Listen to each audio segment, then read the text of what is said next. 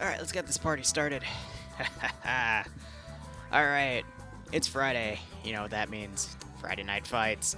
Looks like I'm going to be solo shoutcasting today compared to last week. Let me go ahead and wrap up some DMs through TeamSpeak here. We got two people on the multi. It's going to be Yanni and Charlotte.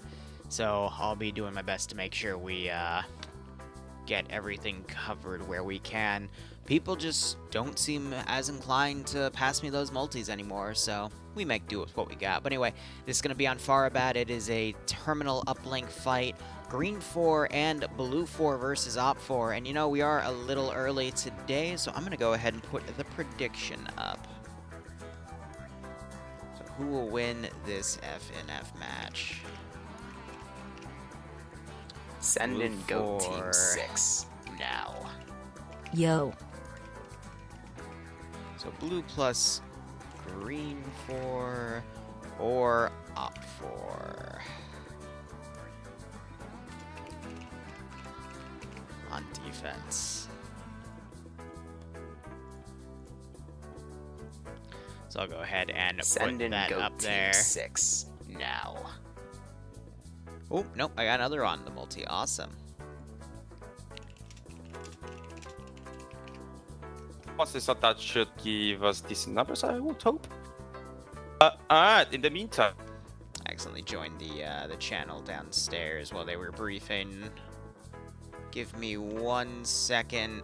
But TTV General Soil, thanks for the 22-month resub, and Darius Cater, thanks for the 5-month resub. Hope you both keep enjoying the operations. I do hope you get a nice kick out of this scenario. Let me get these things added to the multi here. And then that poked back. Alright, so we also have Harana on the multi as well. Hopefully that should be good. Broken God, how you doing? The armor-only op is going to be in a little under 4 hours. So we're going to cover all 3 rounds of FNF, and then we're going to go right into that armor-only op.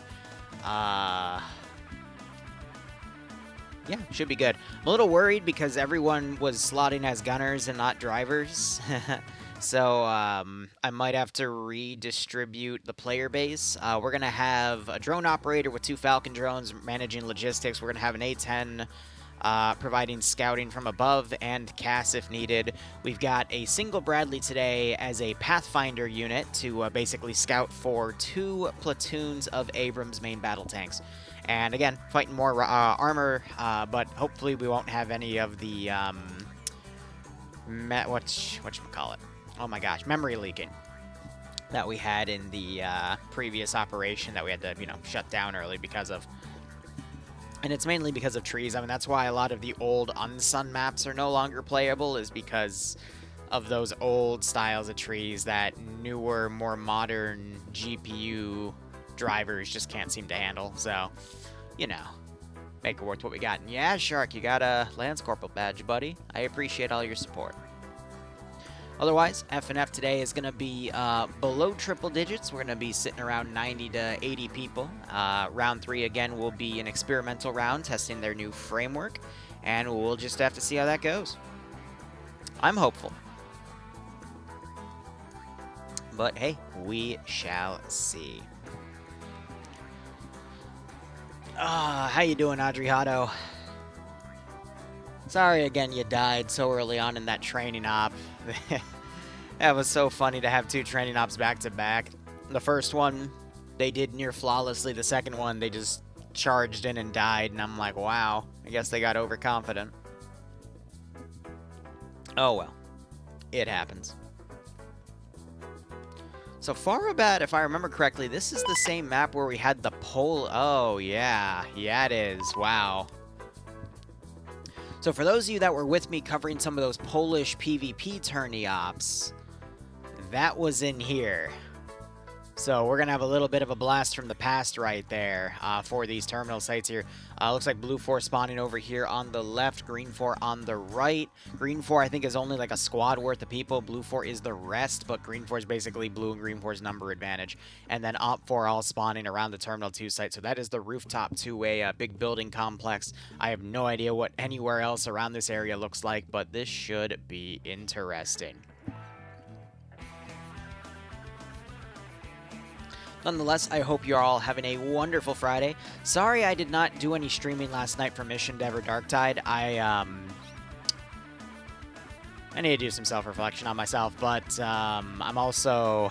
Fun fact, I'm in my mid-20s, and I never got my driver's license. I always got my permit, or I've always had my permit. And with the permit, you can drive as long as you have someone in the car. There's certain regulations to that, but everyone I know is of age.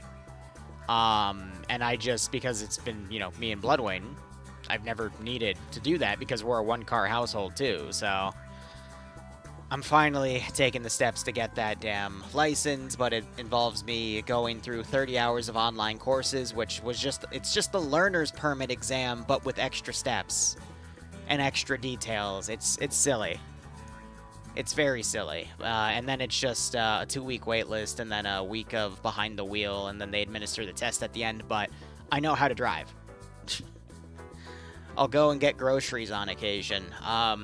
A few months ago when I went down to Georgia, I spent half the frickin' 12-hour trip driving, 6 hours on a highway, so it's like, whatever. More busy work for Wee-Woo. More life stuff to do. Yeah. Anyway, let's go ahead and look at the roster here. We've got a static cord and a static Dishka for Op4 to utilize. And again, we have Blue 4 and Green Force assets as well. But let's go ahead and read the breakdown here. The breakdown by Kabubi Face is... Area of operations. Fortifications have been built around the AO. Splendid. Mission rules, the NG nests are not allowed to be moved. Yeah, that's fair. So there's probably some MG nests on those fortifications that have been put in. But anyway, this is terminal hacking. So how terminal hacking works is everyone knows the exact positions of where the terminals are. The attacking faction has to run up to this terminal and interact with it. Once they interact with it, a 90-second timer starts. Within those 90 seconds, the defenders have to run up and rehack the terminal to stop the timer. But in the event that that timer counts down all the way from 90, it then begins a self-destruction and explodes, and at that point there's no way to save it. The attackers have to do that to all the terminal sites in the AO, which for this AO is 3. 1, 2, 3. The defenders have to at least keep one terminal alive, and of course this is FNF, so if you completely wipe your opponent, you win by default.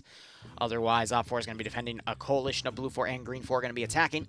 And otherwise, let's go ahead and look at our mission variables. So a kilometer of render distance. Defender build points is only 80. That is 2/3 lower than the standard 125 because we also have some pre-built fortifications here. So I think that was done for balancing reasons. Otherwise, medium anti-tank is quite interesting here. Looks like Blue 4 and Green 4 get mods as Op4 gets... Ooh, some HE rounds per player. Is there an Echo in play, though? For Op4, there is not. Green 4, there is not. And Blue 4, there is not. So I think that's a bit of a missed opportunity for Op4.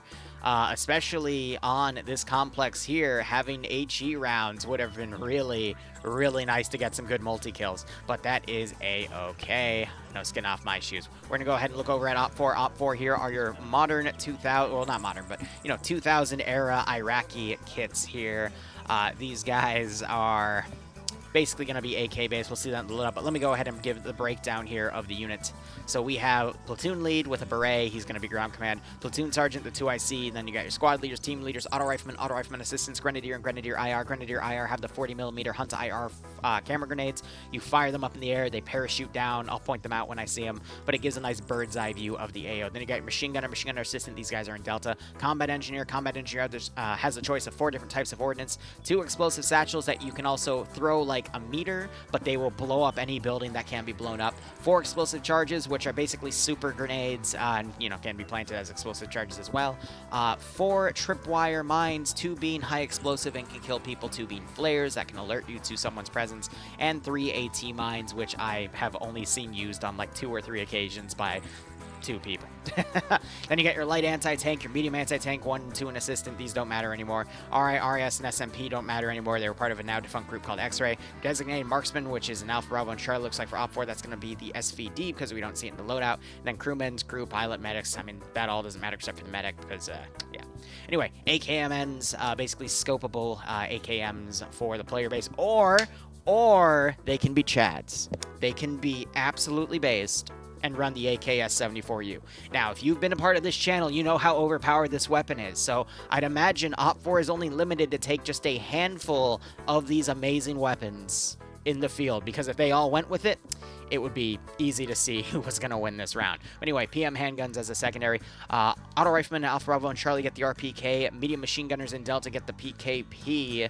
Light anti-tank is going to be the reloadable RPG-7. Usually they get about 2 warheads per. And then crew and aviation doesn't matter because there's no crew and aviation slots. And then, of course, they get the Dishka and the Cord, both having the same ammo type and amount, which is 250 rounds of 12.7 across 5 boxes. Otherwise, let's go ahead and look over at Blue 4 here.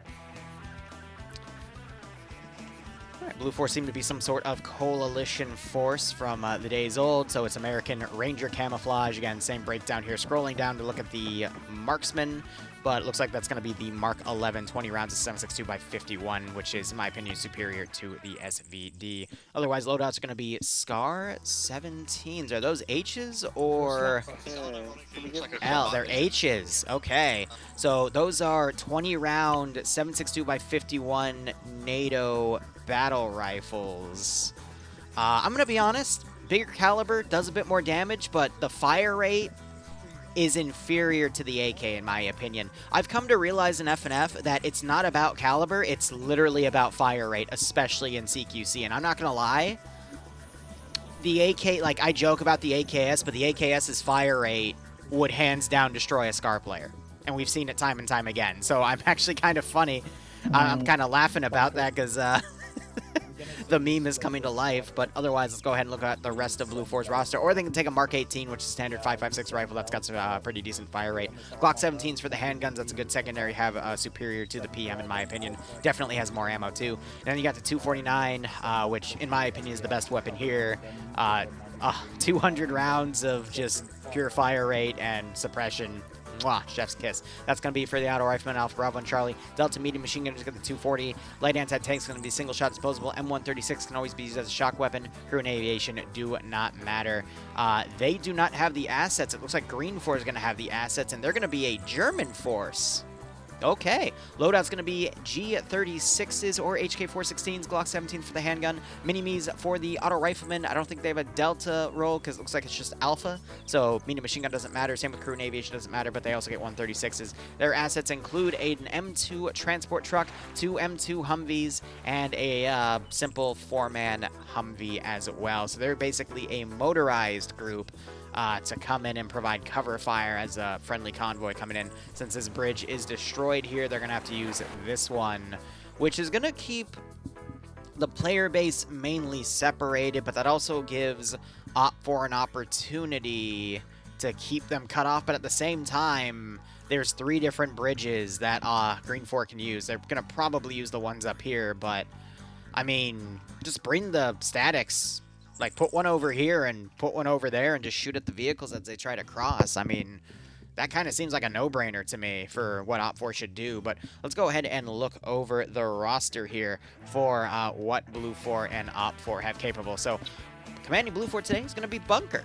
Interesting. Then we got Goated Geezer as the medic, Clarks as the squad leader, Ground Goer as our, no, it's Ground Grower, that's it, as the 2IC, and then we got Boston as the marksman, but Payne, Schnuffles, Priest, Lysander, Wayne, Zoni, and Artisan, so some members of Pepega Pirates in Alpha here. Bravo looks like they've merged everyone together, so we have Bravo 1 being led by Rabina with Best of Her, Melody, Fragner, Ale, Vanderhuge, Swede, and Alexanderu, and then Bravo 2, we have Swola and Ash as leadership positions, Rory as well, because it's the in the name, but we have Kazag, Wheaton, Harana, Swola, Major Khan, Banks, Ash, Eric, Rory, and Tackleberry all together. Pierce leading Delta with Daniel as the medic, Waldo leading Delta with Mike, Blazer, Meerkat, and Cheese, Bend leading Elliot, Slig, and Meaty-Mate. I'm going to skip down to Green 4. Green 4 has our Scandi Recon players with Alpha being led by Yanni with Nemesis Grab, Dobbs, Cullis, and Cats all under him. I assume Alpha 2 merged with Alpha Actual. And then you got Puma, Malin, Dream, and Purton all together for Alpha 2.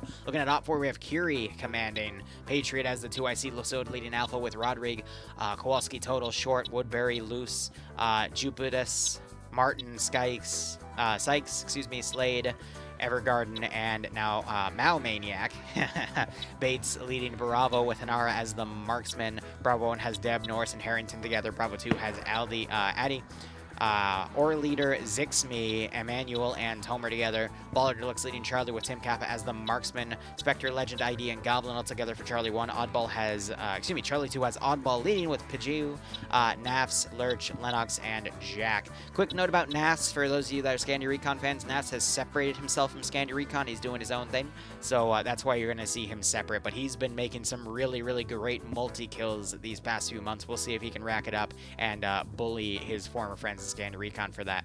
But otherwise, Lurch, Lennox, and Jack also in Charlie 2. And then you got Olaf as the medic. I think Lolo's commanding Delta here with Olaf, Alexandru, Strizzy, Sam, Tymek, Depso, and G-Legs. Again, Delta's the medium machine gun role, so Sam and Strizzy have those PKPs, and then Charlotte and Lolo and Delta 1 have the PKPs, and Kermit and Pogo are the assistants. I'm going to go ahead and look over back at Blue 4. It's Slig, Meaty-Mate, Mike, and Blazer with those MMGs for the 240 Bravo for Blue 4. So that is our breakdown today. You know, that is another thing. Op4 could put AT mines on the bridges. Whether or not they'll actually rush out and do that is anyone's guess because they don't have a vehicle to transport out.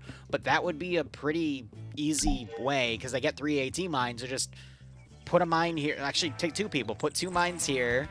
Put 2 mines there and 2 mines. Well, that one's going to mean more than 2, but you get my point. You can just mine the bridges and completely ruin the point of Green 4. I hope Op4 knows that. They probably don't, though. But otherwise, we have our fortifications here. So first off, our first terminal site is over here at Op4 Spawn. This is the AO where we had that Polish PvP go on for most of it. That was always great to see, but you can see it now in its full context, not just blocked off to... Yeah, it was literally like this, and it also included that road and included the area across the street.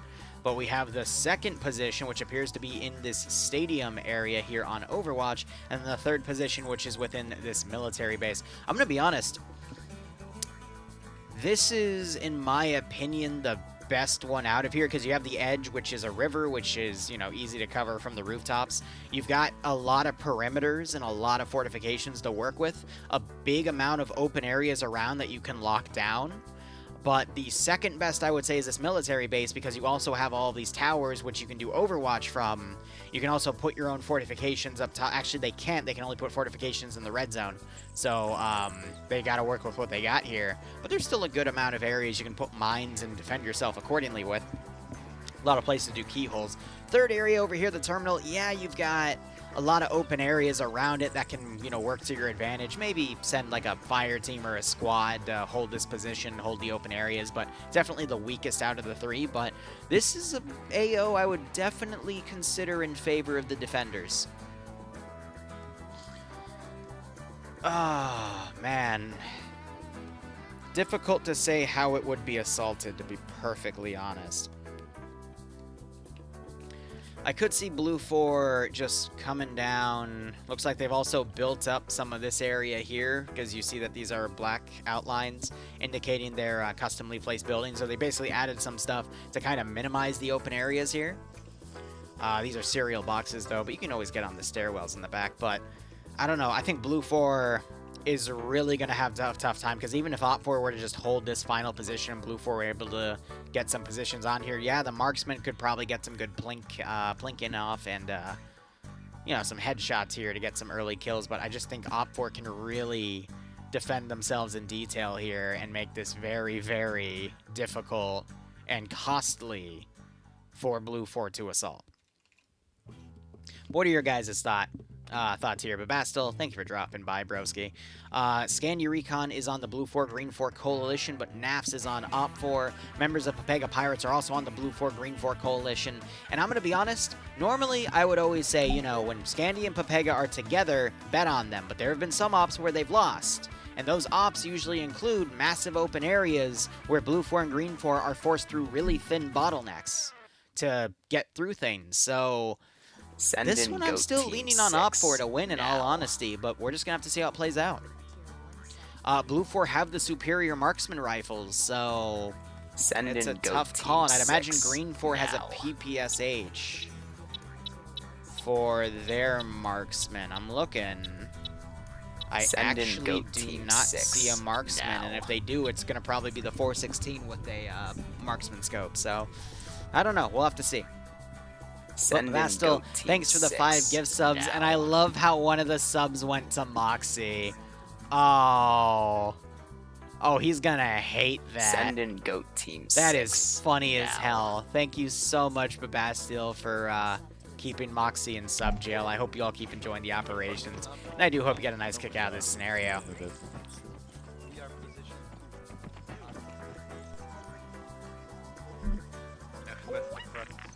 This is gonna be all fun and games till they realize that the thing ended and they what? Sir. Sir, please.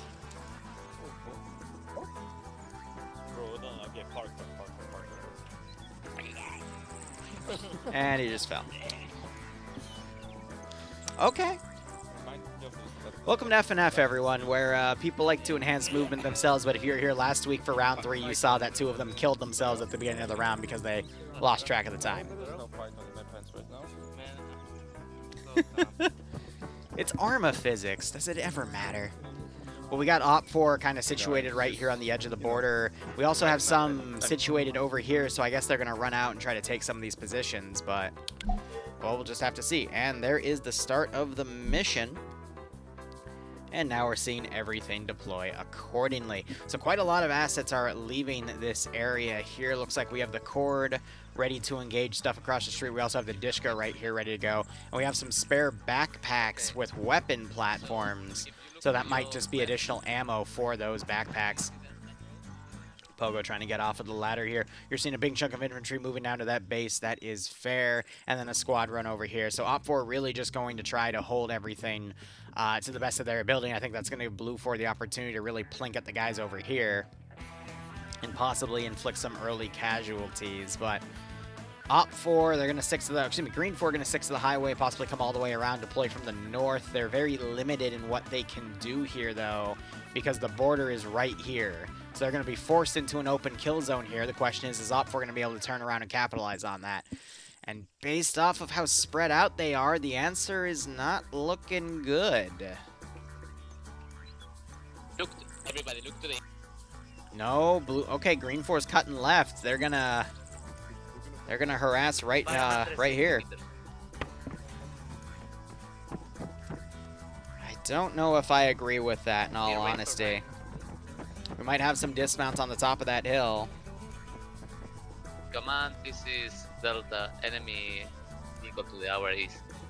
Yeah,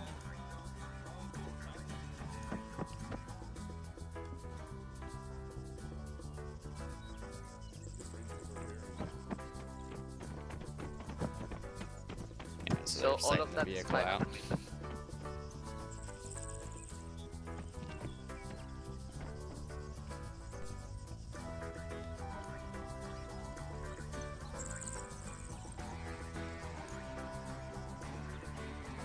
Alright.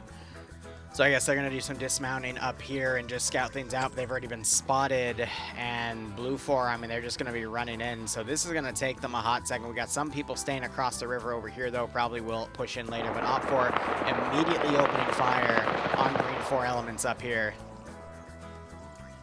And like that, Puma gets mowed down. Now they're suppressing Yanni.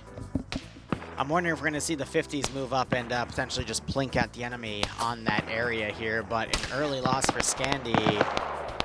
That is tough. I want to see if it was a static that got the kill. Yep, Sam got it with the Dishka, just blew the guy away. Oof. That is tough. We got more fire coming in. Looks like a 50 has turned out here. It's engaging some Op4 elements on this far left side. Looks like Skies fell out of the compound here. Op4 might have been trying to set up some ambushes around here or falling out of the perimeter wall, and they are now taking fire, so that's a little unfortunate. But they are taking fire regardless. You're seeing some suppression coming out here. So it is quite possible that Green 4 is just going to stay out here and plink at forces with their 50 cals. just to keep these forces pinned. So Blue 4, I mean, look at all the units on that side. They're definitely going to come over and try to take this position first. But look how aggressive Op4 has been here. They're literally making a defensive line right here, and that's going to force Blue 4 to try to push all their forces through this zone, potentially bypassing Op4, but it's definitely going to make a big CQC situation in this area. But this is still going to take another 10 minutes to maneuver. This is an example of a Hunt IR round, by the way. I imagine this is Op4 putting them out. They're now trying to look around. They might see in the distance that Blue 4 line coming in. We might see Op4 redeploy to go engage it accordingly. What's the map? We have a map command for that. I believe it's Farabad. Yeah, Farabad. So again, we got some shots over on these hills. I'd imagine since these are older, this is an older ported map. When you look at mountains and ridges from far away, it actually it worsens the defilade cover, upilade, whatever you want to call it. Basically, you can see through the mountain a little bit. You can still see the people running back. And on your side, it looks like they're not behind anything, but they're still behind something. So that can help you kind of scout things accordingly.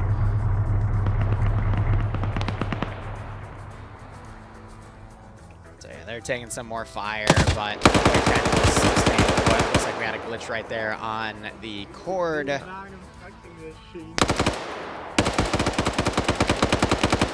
And Lolo has somehow gotten knocked out because he fell off of the ramp. Medics are attending to him now.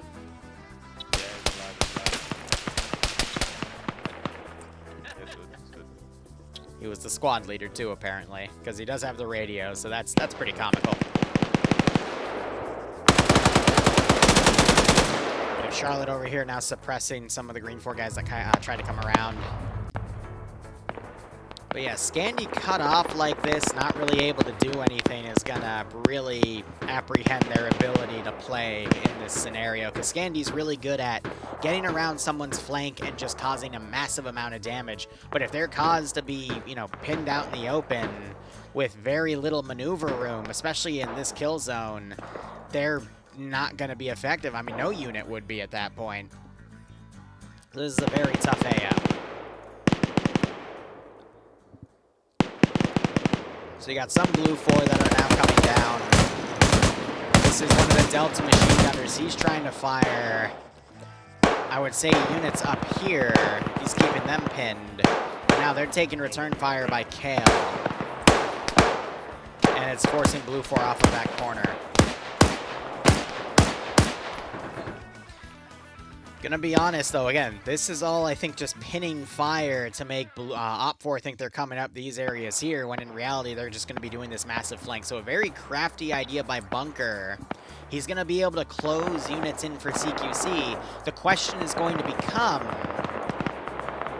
can he basically defeat in detail the Op4 force by engaging this force and eliminating it outright with minimal casualties, then flanking and engaging this force with minimal casualties, and then coming up and doing that here as well.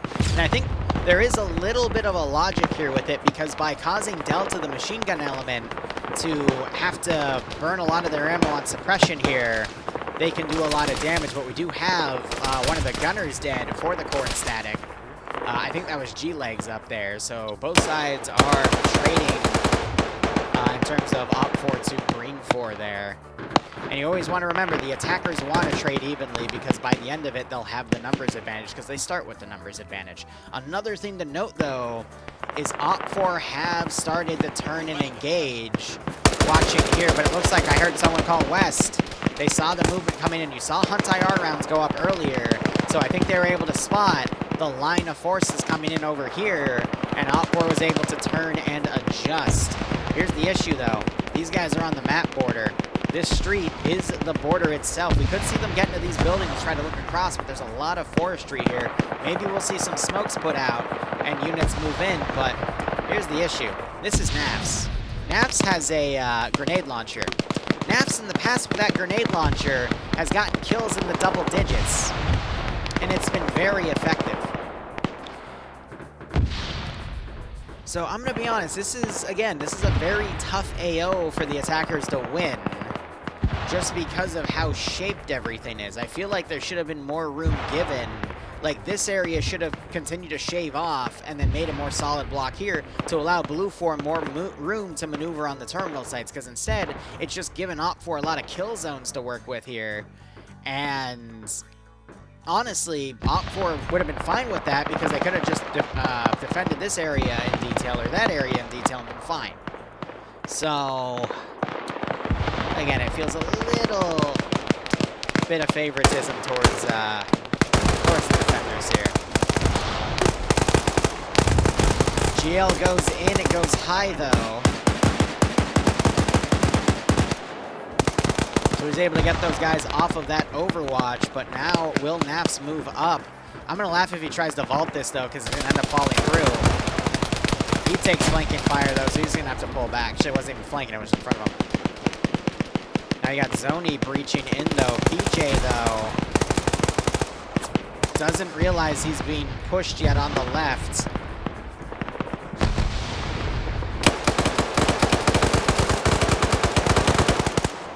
Zoni's gonna run up.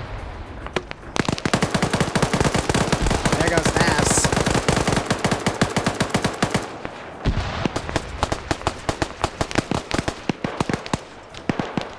He has no idea where. Yep, so he just spotted Zoni.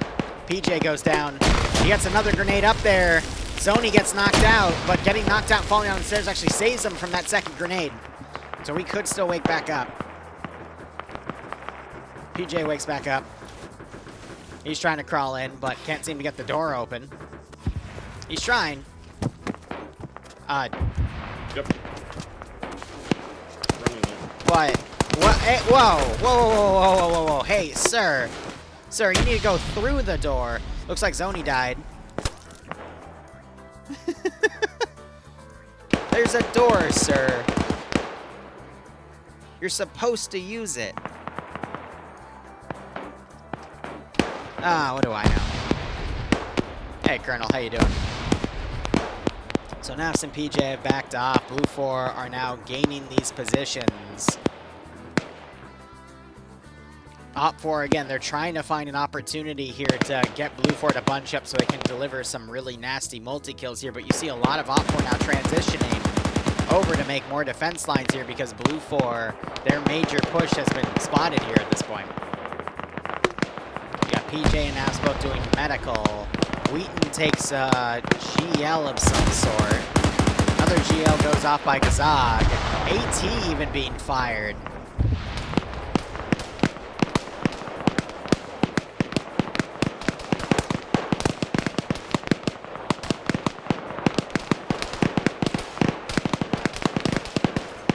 PJ pops a smoke. We got some shots over here. Actually, Green 4 is starting to plink people off here. Looks like he knocked Zixmy down. And Kermit's trying to come down to get him. Looks like he woke back up. I think he fell down the ladder. Or the ladder, exactly. That's kind of funny. More smokes being popped. Naps and PJ continuing to pull back. Blue 4 backed in a corner, though.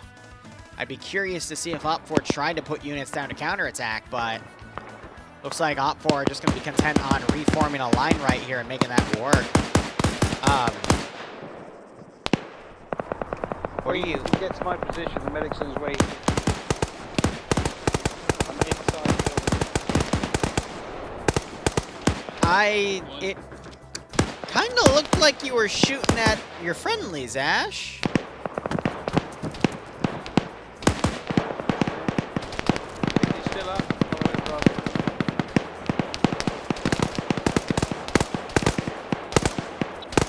Got Norris dead up here, but I think Blue 4's a little spooked. They're shooting at ghosts.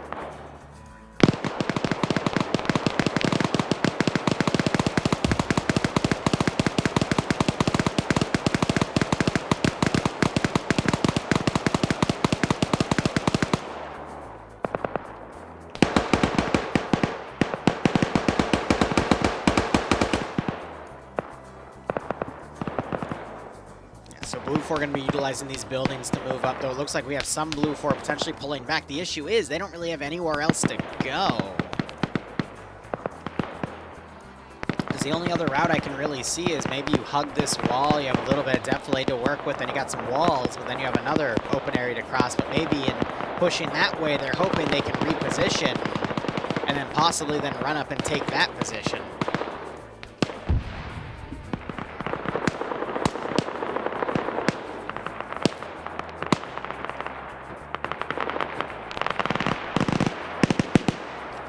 Credit where credit's due, though. Putting Delta Blue 4 on their own so they can just harass the other positions here so Op4 can't send forces in to reinforce where the obvious assault's going to be.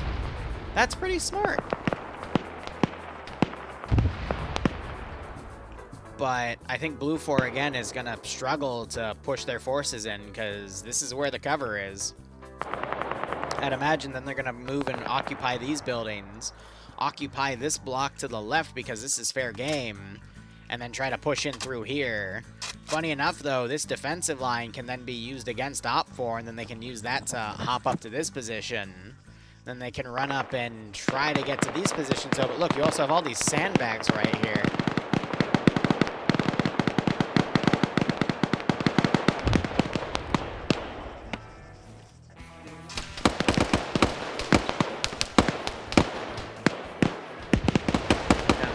Exchange of fire right here as well. And don't get me wrong, I get what... Who's the mission maker here? I get what Kabubi was going for. I just wish, again, that this area was shaved off and made fair play so Blue 4 had more maneuvering room. Because all this is going to do is just extend the fighting so we get the entire round. But, again, to add 3 terminals on top of it, it just makes it really tough for Blue 4 to get this one. I feel like this would have been better as a 2-terminal. There and there. Or better yet, cut that base out entirely, do there and there. That way Op4 is less inclined to hold that base, so Blue 4 then potentially has another in.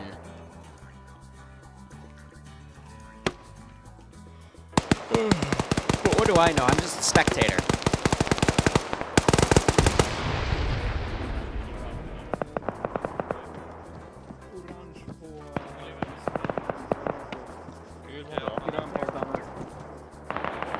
Meanwhile, they've continued to stay up on that area. Looks like they lost one Humvee.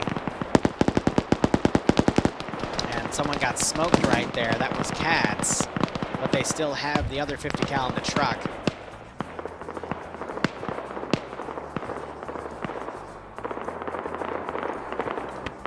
Op4, meanwhile, looks like they've abandoned both of their static guns, so they won't be able to disable the other vehicles.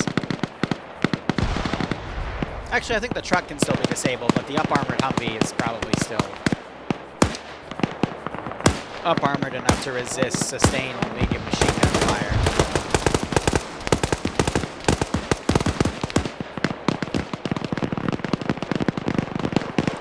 So we got Lennox and Lurch now pushing up. An explosive charge thrown on that building. Lurch now running for it. But that knocks out his shooter, funny enough. So he goes down, but he takes out some of the buildings that Blue 4 was using as cover. Not sure if that was the best trade in the world, but it's going to definitely continue to slow Blue 4 down. And I think at this point, what we need to be worried about is time.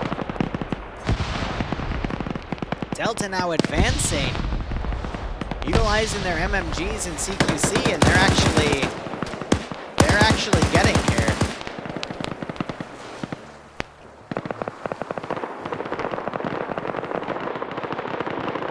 So a little bit of an upset, I would say, for Blue 4 Delta to be pushing this on their own, but maybe they think they've stretched Op4's line so much that they're confident enough to try to push it. We got some random grenades being thrown in. They're actually fairly accurate here, and that's causing Op4 to retreat deeper into the compound, closer to the terminal. Artisan pushing through that smoke, not realizing that Martin is covering. Side Joel. Artisan, I think, is going to die. Oh, he doesn't, but his battle buddy does. Well, gain a little ground, lose a teammate. Yeah. I did appreciate hearing him yell with the sheer urgency in his voice that satchel definitely demanded. Shame that it came from your teammate, but oh well. Let's just hope Blue 4 doesn't do that again. Because the manpower here is pretty even.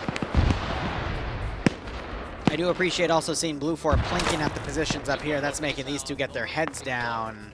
I don't see any blood, though, so I don't think they have anything to worry about.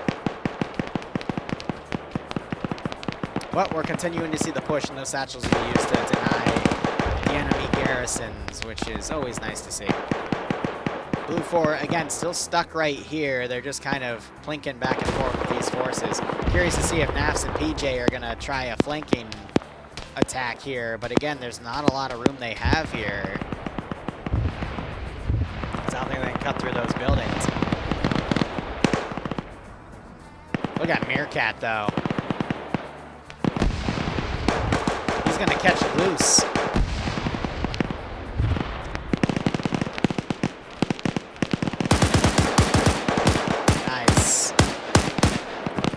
Nice. Sending some guys on the wide flank to cut off the escape is always a good call, because you're going to catch people trying to retreat, and you'll get some free kills off of it. So I appreciate that. Blue 4 now taking the wreckage of those barracks buildings. We see a stolen RPG in play here. Elliott fires, it's a little short, but Op4 definitely holding the final position around that terminal. They're showing that they're not going to pull back.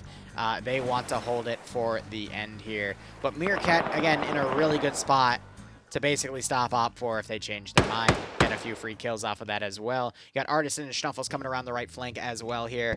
This could go anywhere. Hold up. Nope. Meerkat has an opportunity, but he's not online. Oh, will he turn look? Yeah, he's going to see one of them. And he gets the headshot in the second shot. Beautiful shot. Woodbury comes out, looking around, wondering what's going on. Meerkat folds back in because he only saw one. He's trying not to give away his position. I agree with that call as well. Op4 deciding to just forego this position. There is an explosive trap on it, though. We'll see if that is able to get any Blue 4 on this site, but we really need to see Delta take this terminal and then fold in and relieve the main force on this side, because Blue 4 have just been unable to make any ground here. You actually have Legend over here pushing where Blue 4 command is on his own, trying to get some hits here, so that's a decent call. Again, you got Op4 staying on that wide flank. They're looking for an opportunity to push in on the flank as well. 29 minutes, so we're only 21 minutes into the round. But again, we're on a period of just more maneuvering.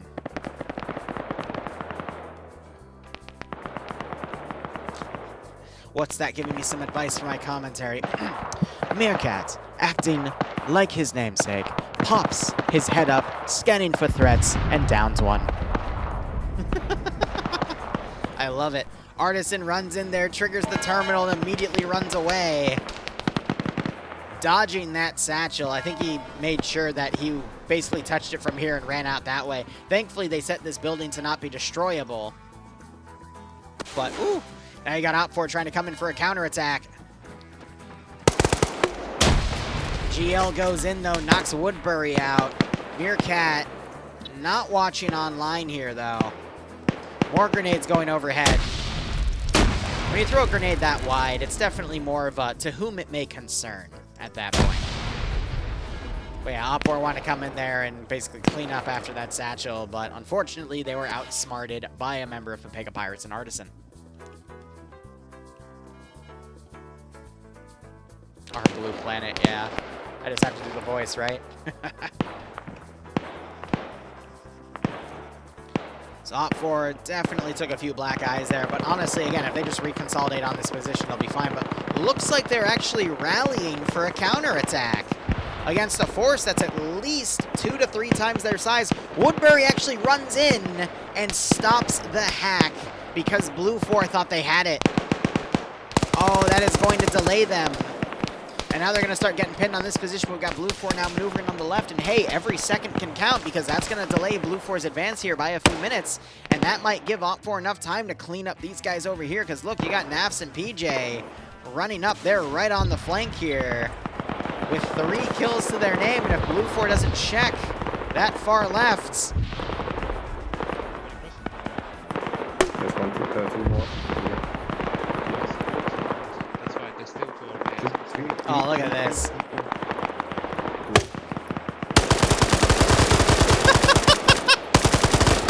The GL failed to detonate. However, you got a shooter in that smoke right there. 249 comes in to clean him up. I think that's going to be it for Naps.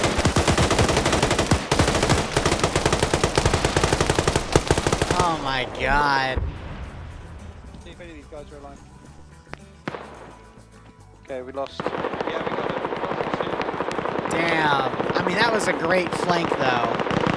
Yeah, he was within the minimum detonation range, so it didn't work. But I gotta give credit to what he was trying to accomplish, you know?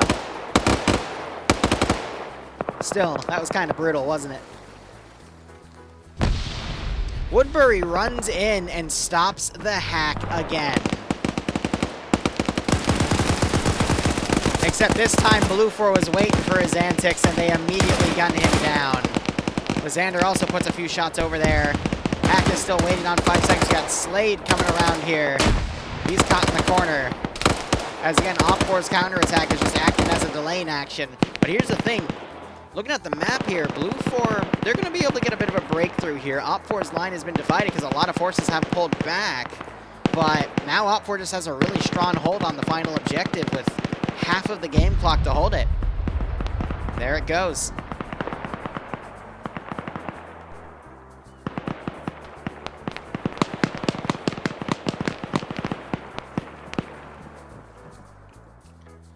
So now we pretty much need to see Delta bump over this position, because if they try to assault this, they're going to get cut down. The only way they could potentially get around here is this spot on the right, and that's exactly what Artisan and Schnuffles are doing. The Pega Pirates are going rogue.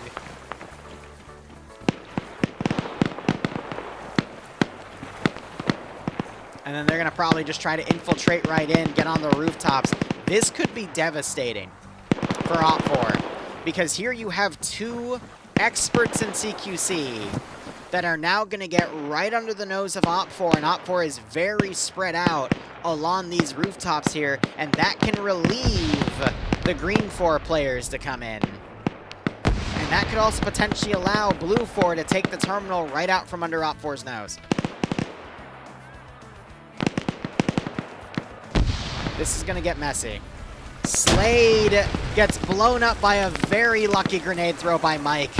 He's not even going to know he got that kill, but that was incredibly lucky because he literally just inched it past the corner and managed to get Slade with it. Now you got Martin coming up and delivering a very nasty flank, killing one and knocking out another. He quickly folds back. Ben trying to deliver some security here, but can't seem to line his machine gun up. Finally gets the kill last second. But he almost gets killed himself. So Blue 4 taking a lot of damage here. AT comes into that wall and reveals a fence. So they're trying to open up a flank right here to do that. Jupe here tries to get around.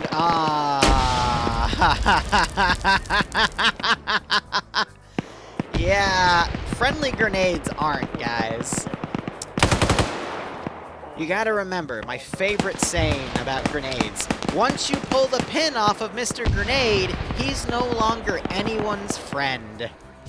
More grenades being thrown just to make sure that they're extra dead.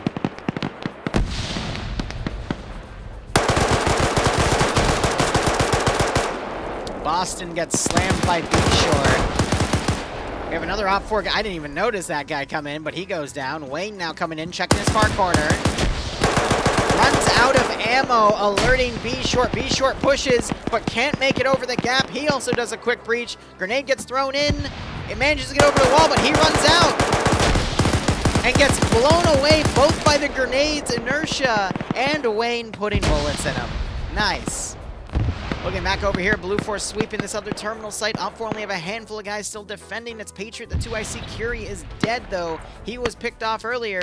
Where are those 2 Blue 4 guys? I guess Sam and Strizzy saw them. Mainly Sam, and he took him out because he's on 4 kills. I'm trying to look to see where that breach would have happened. They would have come into right here. Where's Artisan's body?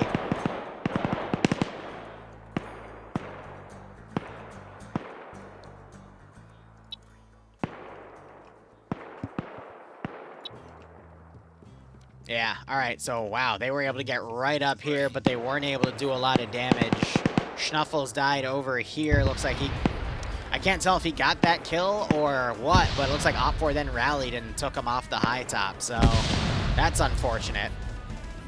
Good counter by Op4, though. That could have been a lot worse. And you still got an Op4. You got Goblin running around over here.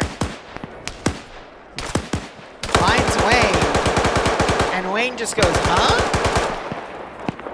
Goblin double tapping bodies, but now you got Blue 4 coming along his position. Green 4 coming in as well.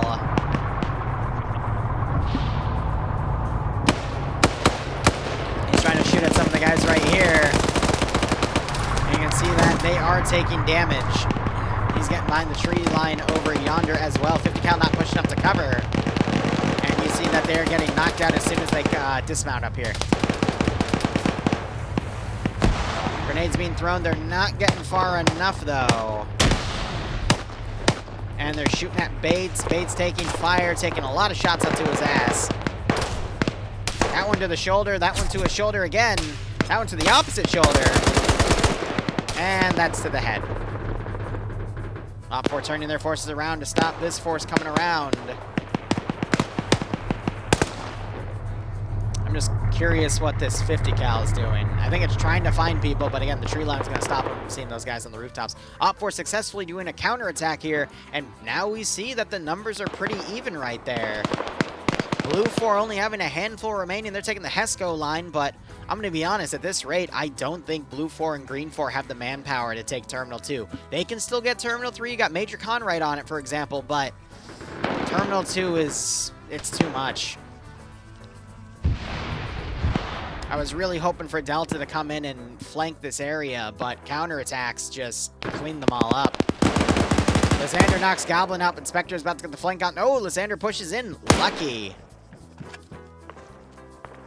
Does attack reload? Is he checking his rear? He is not. Spectre coming in.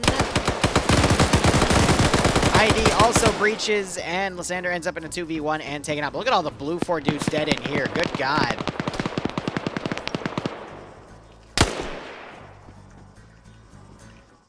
So that's a little bit of death there. There's the Terminal 3 hack started by Major Con. No explosive satchel seen right here. But again, now it's going to be a really difficult part here. We got two different attack groups that are going to try to come in. The third one getting cleaned up by some Op4 members.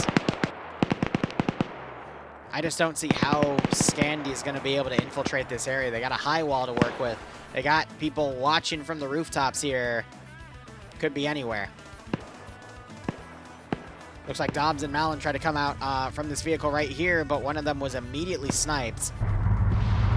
So looks like Dobbs is now going to take that vehicle and potentially come in. They could bring that car, though, and potentially knock out these walls, though. We're seeing suppression on this Vic as well. And then you have Nemesis driving up in the unarmored Humvee. Depso gets knocked out on the wall because it looks like they boosted Dream and let him in. We'll see if he gets woken back up. Also, they added stairwells for easier rooftop access. We just heard AT fired into this compound. I think that was a miss, but we got Op4 now trying to counterattack this position, but grenades and flanking fire by Eric are able to take them out, but not without some Blue 4 casualties.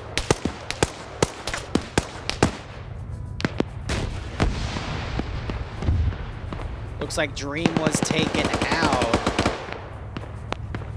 And Cullis was also shot because he wasn't hugging the perimeter wall, but yeah, no, Dream tried to get in through this area, but the rooftop defense is just way too tough. Maybe if they keep pulling attention away, Blue 4 will get some time to then go in, but we still have some forces on the other side. If these attacks were coordinated together, then, you know, maybe we could see a chance here, but just not happening. You got that Bravo 1 line firing at the Blue 4 elements over here, and we definitely see a numbered advantage on the defenders at this time.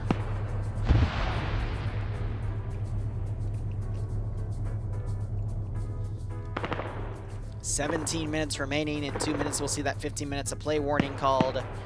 Funny enough, I was about to say, they haven't reinitiated the hack on the terminal, probably because they were doing bandaging and they didn't want to run out and get killed. Because if they stay up there and it self-destructs, it's going to kill them too. So they tapped the terminal, now they're trying to run out, but... Oh.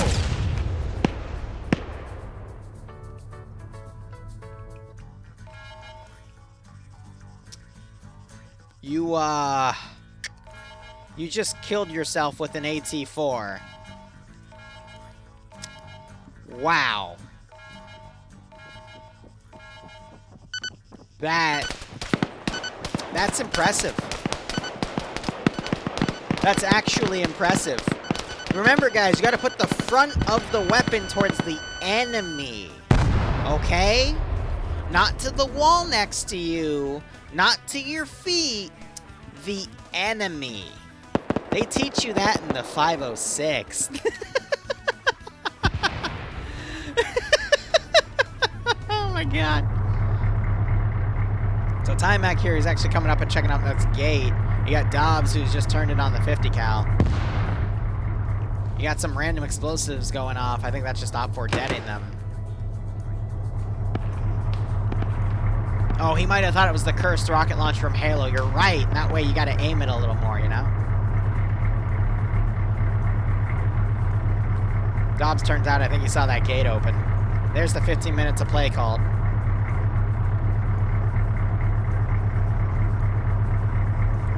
There's just so much Overwatch security. Sixme's like, get that shit out of here.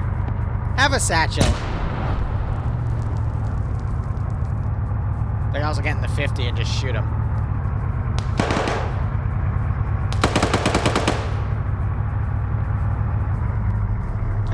Hey, look, it's Kermit. Yeah, that's exactly what Sixme's gonna do. He's gonna get in the 50.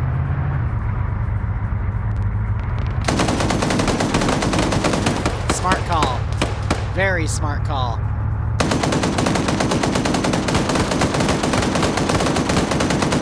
That knocks out Dobbs. I don't know what the hell that just was there, but... I would continue... Yeah, what the hell? I would just shoot the vehicle out. Put some double tap in him. Yep. Wow, that window is 50 cal resistant. Actually, no, his head is down. That window's broken, but he ducked the shot.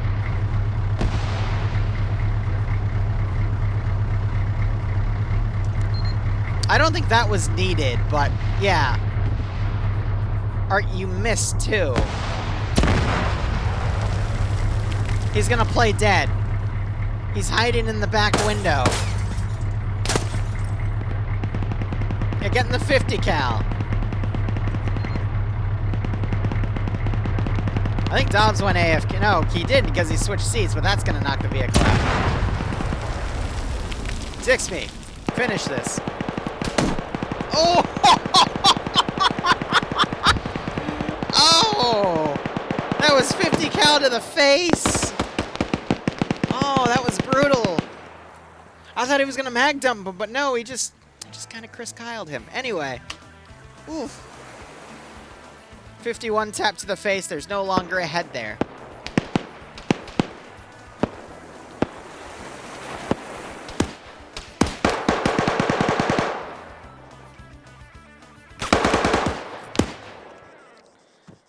Alright, so 1, 2, 3, 4, 5, 6, 7, 8, 9, 10 blue 4 with 1, 2, 3, 4, 5, 6, 7, 8, 9, 10, 11, 12, 13, 14, 15, 16, 17, 18, 19, 20 OpFor, 21 OpFor.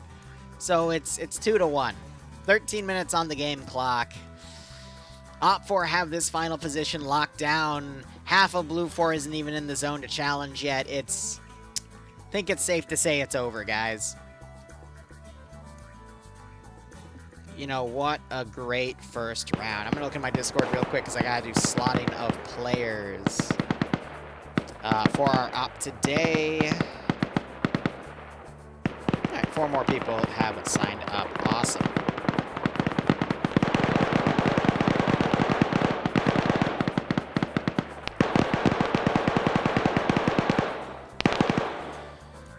Looks like the OpFor guys finally found Waldo, and Waldo's decided to take a swim.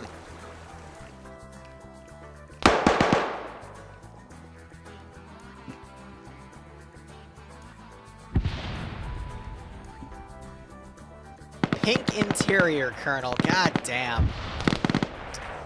Goated Geezer, unfortunately didn't have his cane to help him go down the stairs. It looks like he fell and broke his hip. I'm going to call the medic. We'll get an ambulance to come out and pick him up. But, guys, remember, if you're old, use your walking cane up and down the stairs to help you, because if you fall, I mean, this might just seem like a single flight of stairs, but to an older man or woman, this can be deadly. Thankfully, he wakes up.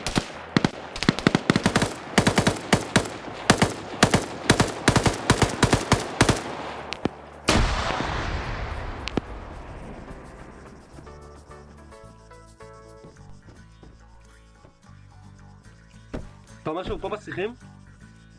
לא, הוא היה בנורת' ווסט על הגג, בבניינים הקרובים אליו. ירי. So I think Cheese is trying to deliver some shots here. Unfortunately, Cheese has been spotted, and he takes a few hits. So we still have Blue 4 command here. Here's the thing I want to say for command for Blue 4. I think he did what he could with the situation. He had Delta do an assault. That was great. I think he then wanted to close Delta onto Terminal 3 and relieve the other force and then push in. But Delta got counterattacked pretty hard. And efficiently by Op4 because they counterattacked with the smaller force, but were still able to do it. So, again, I'm kind of blaming the AO here. It's nothing against Kabubi, but I feel like he should have added some more room for this force to come in.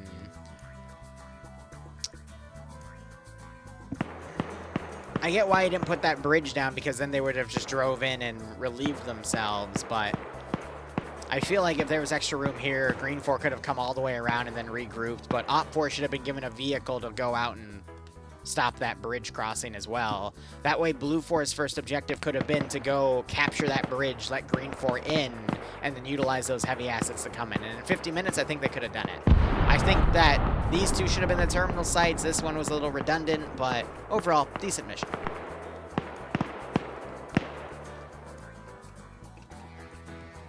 Op 4 also could have played this up a lot more favorably to their own system, but that's fine. Looks like Cheese just got cheesed.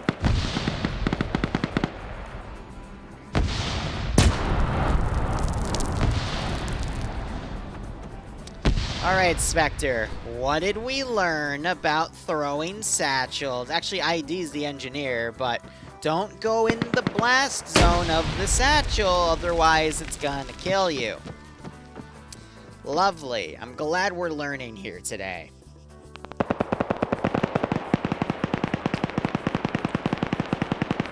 What are you doing? His icon was going up and down. I thought it was teabagging someone. Grav gets hit. Waldo is still running around. There's no more Green 4 left except for Grav, and I think this is just the beginning of the end. 8 minutes remaining. And again, we will have an armor only up in about actually a little under 3 hours, and then this evening I'm either going to stream Mission Dev, or I'll just be chilling with Dante. And he'll be streaming us playing Dark Tide.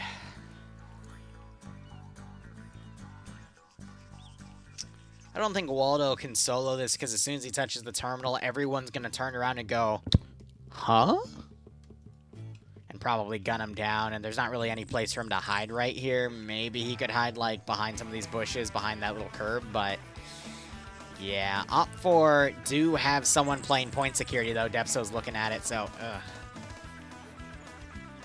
But he could solid snake his way into this.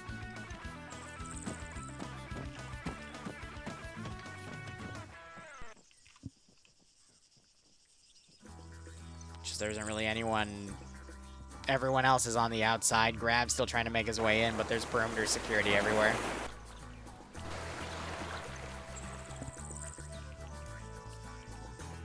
Shark, shoot me a DM. I might also, if he doesn't want to play, I might grab people, but I know I have to make tomorrow's mission file for Revy. And we're going to be doing an op with the 31st every month, and that's going to take the place of the Black Templar. So the 2 ops I had ready for Black Templar for the Doraya campaign, I'm going to give that to the 31st. And then the stuff we built on Lingor will also go to the 31st. And that's all their ops prep till next no. I want to say next February. Swola runs in, only to find ID. Get him, ID.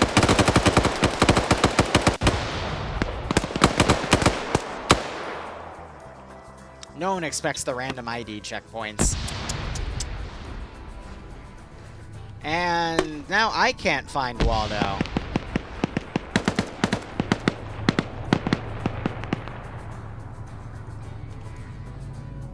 Alright, I'll BRB 1 second. Because it's GG.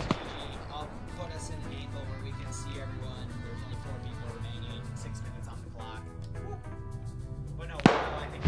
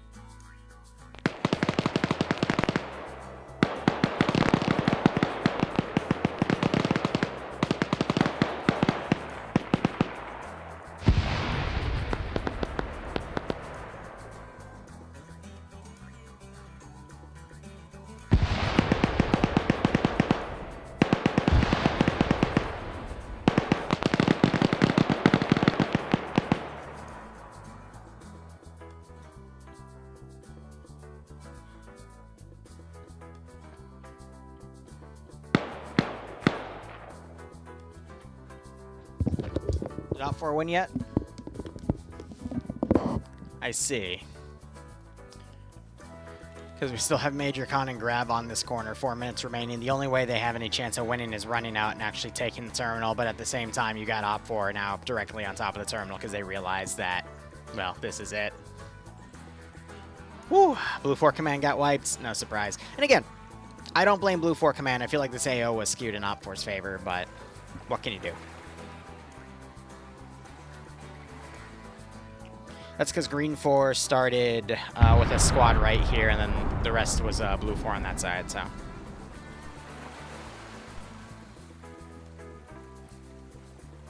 Looks like more explosives going off. 3 minutes remaining. Well, 2.5 actually. And again, unless they like blitz it to the terminal, and technically if they touch the terminal, it'll trigger overtime. Until the terminal either is paused or finishes, but yeah, Major Con has 2 minutes to run over, and I actually think he could run over.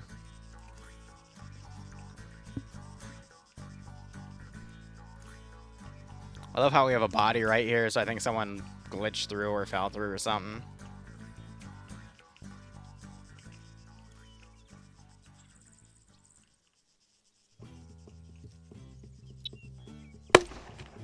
So I wonder if those are hunt IRs going up.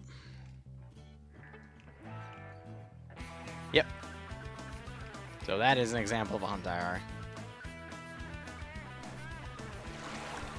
Grav, I think, has given up.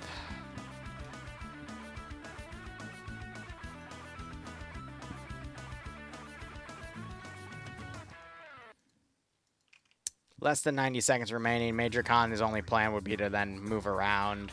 I think that's Waldo's body right there. Yep, Waldo went high. Maybe because there's some confusion on the fact that it's right there. Maybe they think it's on the rooftop.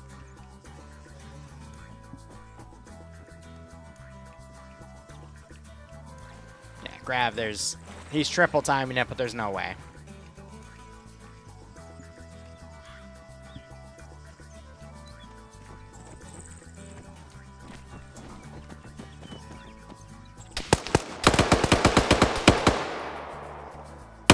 I think they spotted Grav over there.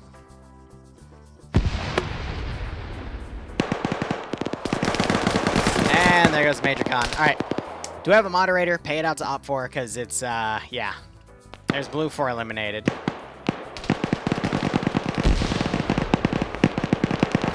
They're celebrating. They're celebrating early.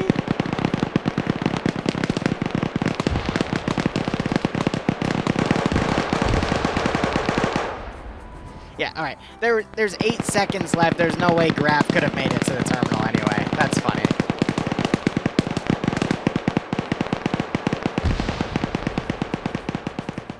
Good. All right. Win by elimination. All right, so here is the deal. We got to change up all of our commands, then I got to tab out and do something for 5 minutes. But let's go ahead and get that process started, everybody. So I just got to hit that button, and let's switch it to some different music here. Let's do Snow Worries.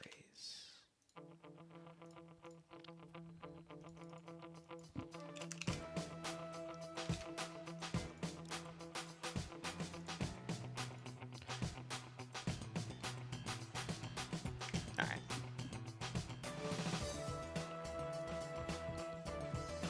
Ooh, Attackistan op.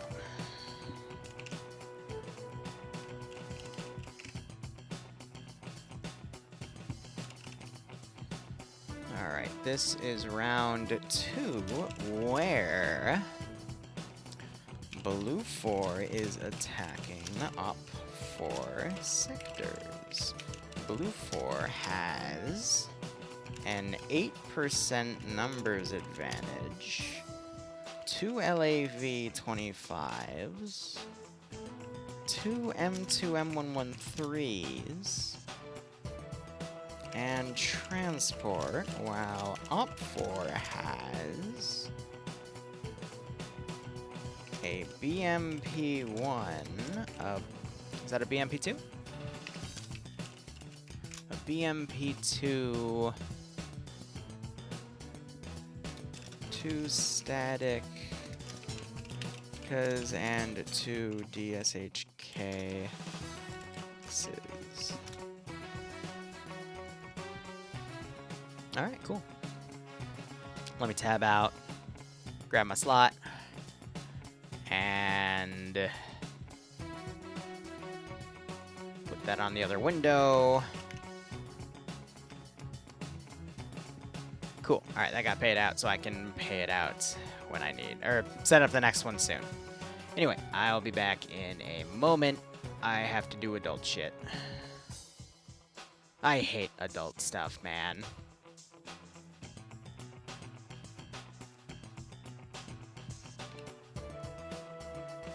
Slotting for my op.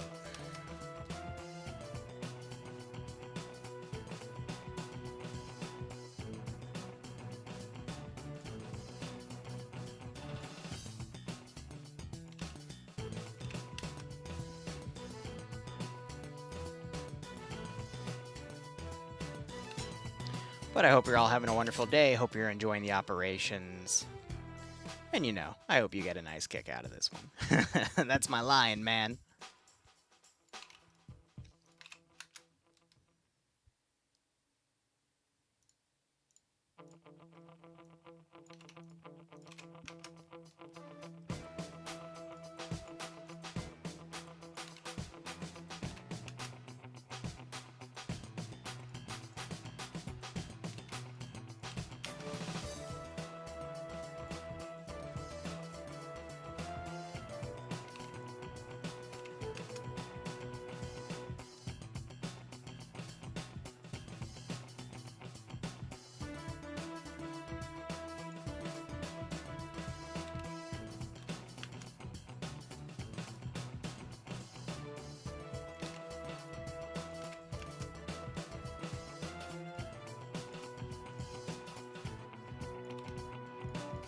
Alright, almost done with this little thing.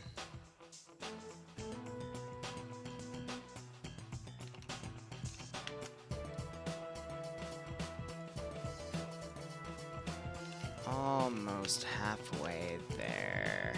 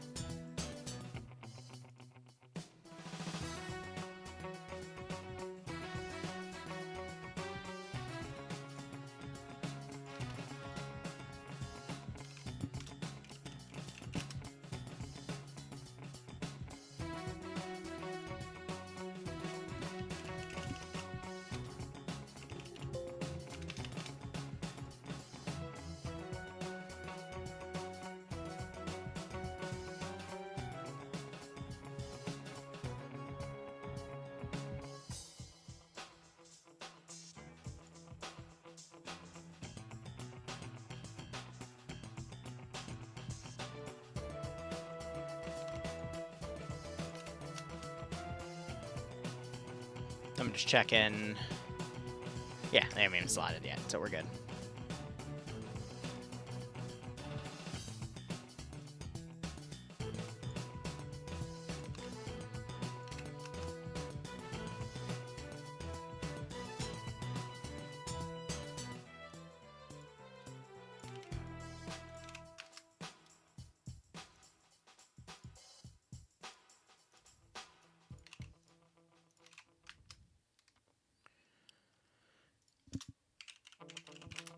Ay, ay, ay.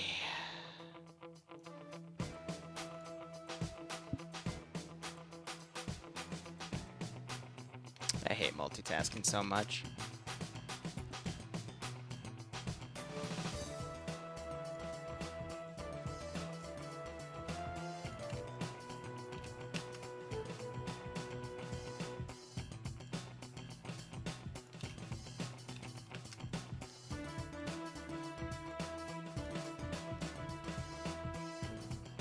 Almost done.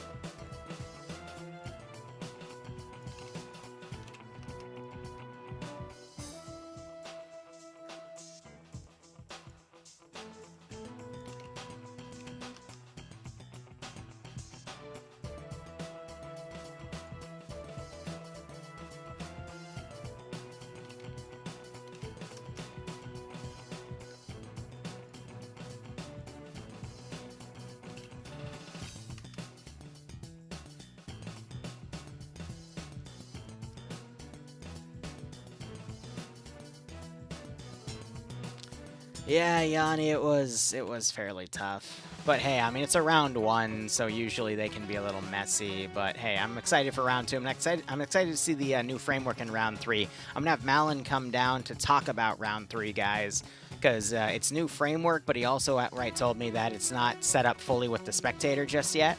So he's still working on that.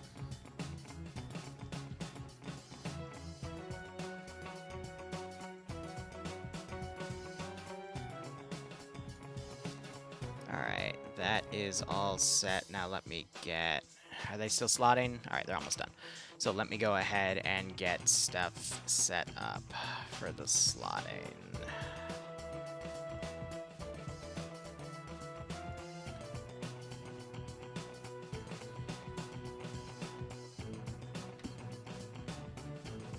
Alright, Star-Lord on any, so we'll put him in the driver's seat there. Whimsical wants to be a driver. Thank God for Whimsical. Because I also need a platoon leader.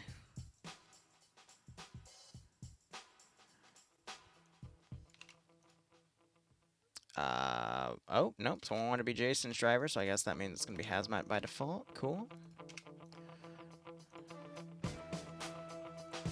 Risen wants to be a gunner. Do I have any gunner slots left? Yep, one more.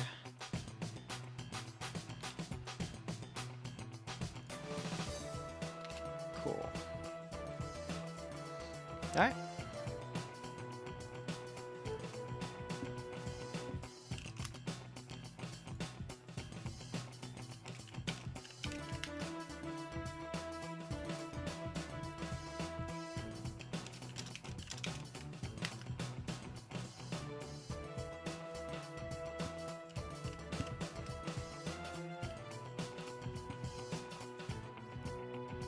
Alright, there we go. Tabbed out, had to deal with something. We'll see how things go. But, yeah, we'll see if this next round will be any better. I'm hoping. Here's hoping, right? But, hope you're all doing A-okay. And we'll be starting with round 2 momentarily. 2.5 hours before our op, I'm just hoping that these next 2 rounds don't go to the entire time, because otherwise we're going to have a little bit of a tight... Oh, it's going to be close for the op, but I mean, it's all preset on the server and ready to go anyway, so we just got to be patient.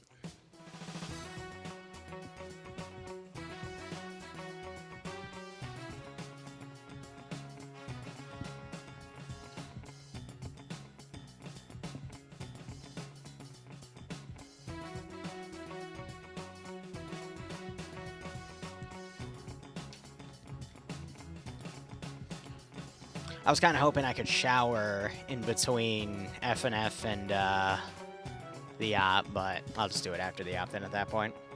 Yeah, no problem, Broadshore.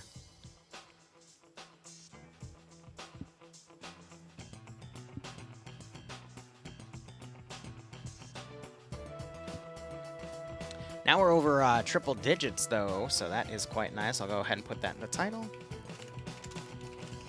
because in my opinion, that makes it significant.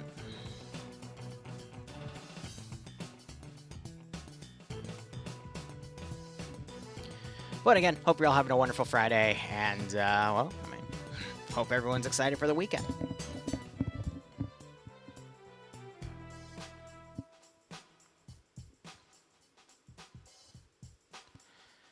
Oh, now we gotta wait.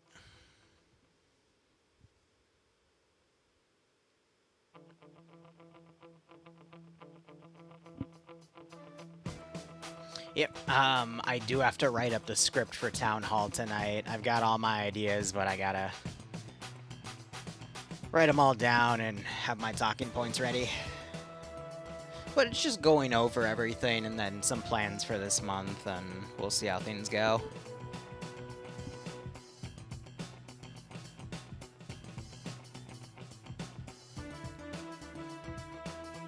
Ooh, Dreadnought, sorry to hear that. Hope you're okay. I hate it when people do that.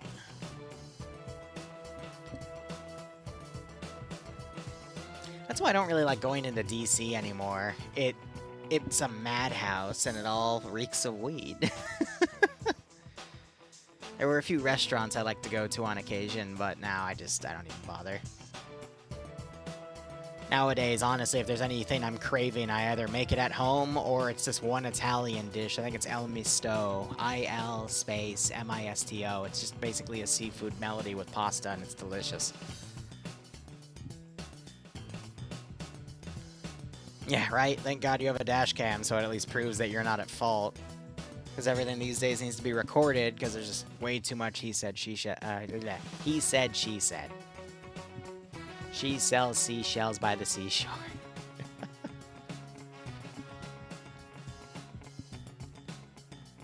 Yeah. Well, it's the state we live in, so we gotta work with what we got. Not much we can do otherwise, you know? But, hey. In hindsight, not in hindsight. On the bright side, you're at least here, ready to watch Friday Night Fights. With your second favorite streamer. Okay, third favorite, but you know what I mean. Alright, let me go ahead and put our prediction up, guys, if the damn thing will let me. There we go. Who will win this FNF match? Blue for attacking, op for... And I'll just leave that there. And we'll set this one for 15 minutes. And we'll go ahead and do our spiel in a moment. And yeah, don't worry, I've been hydrating.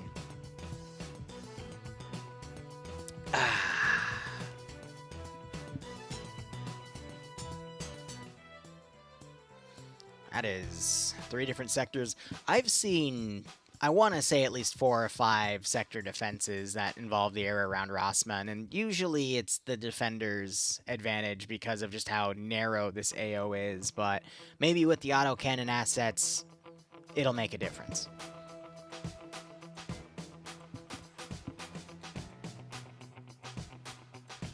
We'll just have to see how that goes. But Blue 4 with 2 autocannons, Op 4 with an autocannon and a 73mm, which, fun fact, 73mm is the BMP-1's diameter of the cannon, but it's also the diameter of an SPG-9. So a BMP-1 is literally just an armored SPG-9. 1,500 meters of render distance. And there's autocannons. And you have an RPG. Good luck, Yanni. Try to break Iander's record of 1,200 and, what was it, 40 meters? That was also on Takistan. That was around Firouzabad. I want to say a month and a half, 2 months ago. Whew. We'll see how it goes. Need some Pierce bets. Well, usually he commands at least once every week, so let's see how it goes. Otherwise, clicking my buttons. Actually, there you go. Iander is not here this week. At least, I think. But, again, we'll see in a moment. But let's go through everything here. So this mission made by Elliot. Background is Australian. Ooh. Australian forces attempted to leave Takistan, but they have been blocked by the Iraqis, Bastam Rassam, and the Piri Isaiah. I butchered those, I'm sorry. Oil field, all may contain enemy forces looking to catch the Aussies as they attempt to move north in the early morning. Area of operations, the roads out to northern Takistan are dangerous. They're usually flanked by hills, greeny, or both. I think I meant to say greenery, my bad. The nearby Pariasaya oil field may provide the key to take in Rosman. Okay. Notes, infantry and armor alike should be aware that each side has rough parity in terms of assets. Basically, so if they're on par, they're even for the most part. Game mode here is going to be sectors. How sectors works is when an attacker enters a sector, if the attackers have the number advantage in the sector, so if no one's in the sector for the defenders but one attacker enters, or there's 3 defenders in the sector but 4 attackers enter, that starts, let me see the settings here. Oh, it doesn't say. All right, usually it's a 60-second countdown. Might be 90, though. And in that 60 or 90-second timer, if at any point the attackers lose the number advantage by dying or leaving the zone, the timer stops and is reset. It's not paused. But the timer, if it makes it to 0, the sector is then captured and the defenders cannot retake the zone. So the attackers are trying to take all 3 sectors, while the defenders are at least trying to keep 1 sector for themselves. And then, of course, FNF standard rules, if you wipe your opponent, you win outright by elimination, which technically happened last round anyway. Otherwise, let's go ahead and look at the rest of our mission variables here. So 1,500 meters of render distance. Oh, I would love to be an autocannon gunner in this environment. Magnified optics are on. Oh, boy. So everyone gets an ACOG, essentially, today. Defenders get 175 build points, and there's no NVG equipment. Medium anti-tank setting is going to be 2 per. We do have Echo Mat, and we do have Blue 4. Echo Max. We have Op 4 mat, we got Blue 4 mat. So 2 per person. Basically, the Echo team is the team leader, and then the gunner, and then up to 2 assistants. So Blue 4 has 1 assistant, the gunner, and the team leader, so they're going to have 4 rounds because that's 2 per person because the team leader isn't factored into that calculation. And then Op 4, they're a full team, so they're going to have 6 rounds because 3 times 2. Interesting. All right, Blue 4, we're going to start with them. They're going to be Australian camouflage kits. Their weaponry are going to be AUGs, so Stayer AUG A3s or HK416s if they want those. Otherwise, Glock 17s for their handguns. Light machine guns are going to be the FN Mini-Me for Alpha Bravo and Charlie, which is the European version of the 249. And then the FN Mag, the European version of the 240 for their Delta medium machine gunners. LAT is going to be single-shot disposable M136, and crew and aviation get the choice between a 416 or a freaking P90. Not that I'm biased or anything. Anyway, nothing on crew served weapons. Assets include 6 MRAPs, 2 M2 M113s, and 2 LAVs. I love magnified optics, Malin. I think it really balances out these longer range fights, and it really showcases skill. So that's just my opinion, though. But I know it's also your house, so I'm not going to bitch. Otherwise, Op 4's uniform is going to be the Iraqi kits again, so breaking it down, platoon lead, platoon sergeant, squad leader, team leader, auto rifleman assistant, grenadier, grenadier IR. Grenadier IR have the 40mm camera grenades you fire in the air. Makes a little camera with a parachute tied to it, great for getting a bird's eye view of the AO. Then you got your machine gunner assistant, combat engineer, which has the choice of 4 different types of ordnance. You got 2 explosive satchels, which you can plant or throw a meter that will almost always blow up a building and definitely kill everyone around, or 4 explosive charges, which are basically super grenades that you can also plant. There's also 3 AT mines, which almost no one uses, except in very niche scenarios. And then you've got 4 tripwire mines, 2 being HE that can kill people, and 2 being flares that can alert you to the enemy's movements if they trip it. Otherwise, you got the light anti-tank, the medium anti-tank, 1 assist, 2 assists don't matter anymore. Same with RA, RAS, and SMP. They don't matter anymore. DMR for Blue 4 is going to be a SVD. And then crewmen's, crew lead, pilot, medics, and the base kit loadouts for these guys are going to be AKMNs, which are basically AKMs that you can put scopes on, or the Chad AKS. Now, guys, Op 4 did win last round as the Iraqis, and they did have AKSs. Coincidences? I think not. But who would win a fight, an AKS or a P90? I mean, it's almost impossible to say. But anyway, our PM handguns for the secondary weapon for everyone, RPKs for the Alpha Bravo and Charlie auto rifleman, Delta get the PKPs, light anti-tank with 2 rounds, going to be the RPG-7 for Op 4 for Alpha Bravo and Charlie because they have the LAT slots. And then crew and aviation get the choice between the Wimpy PP-2000, though it has 44 round magazines and that is quite nice, or the Chad AKS-74U. I mean, in my opinion, Send in Goat no Team contest. 6. Yeah, Mia, what the hell now. did you just write? Please Goat Daddy, go all the way up to the elbow. Please stuff IT in there, stuff IT in there like Lander stuffs IT and BTRs. I love you. Thank you so much for watching. Go operate operationally. Enjoy the rest of your day or night. Cheers. Have a good one, everyone. Yep. Okay. Cool. Yep. All right. Back to the show. Op 4 has 6 gases. I'm actually gonna put that in a highlight video. Why not? That's free content right there. But my God. All right. Just why?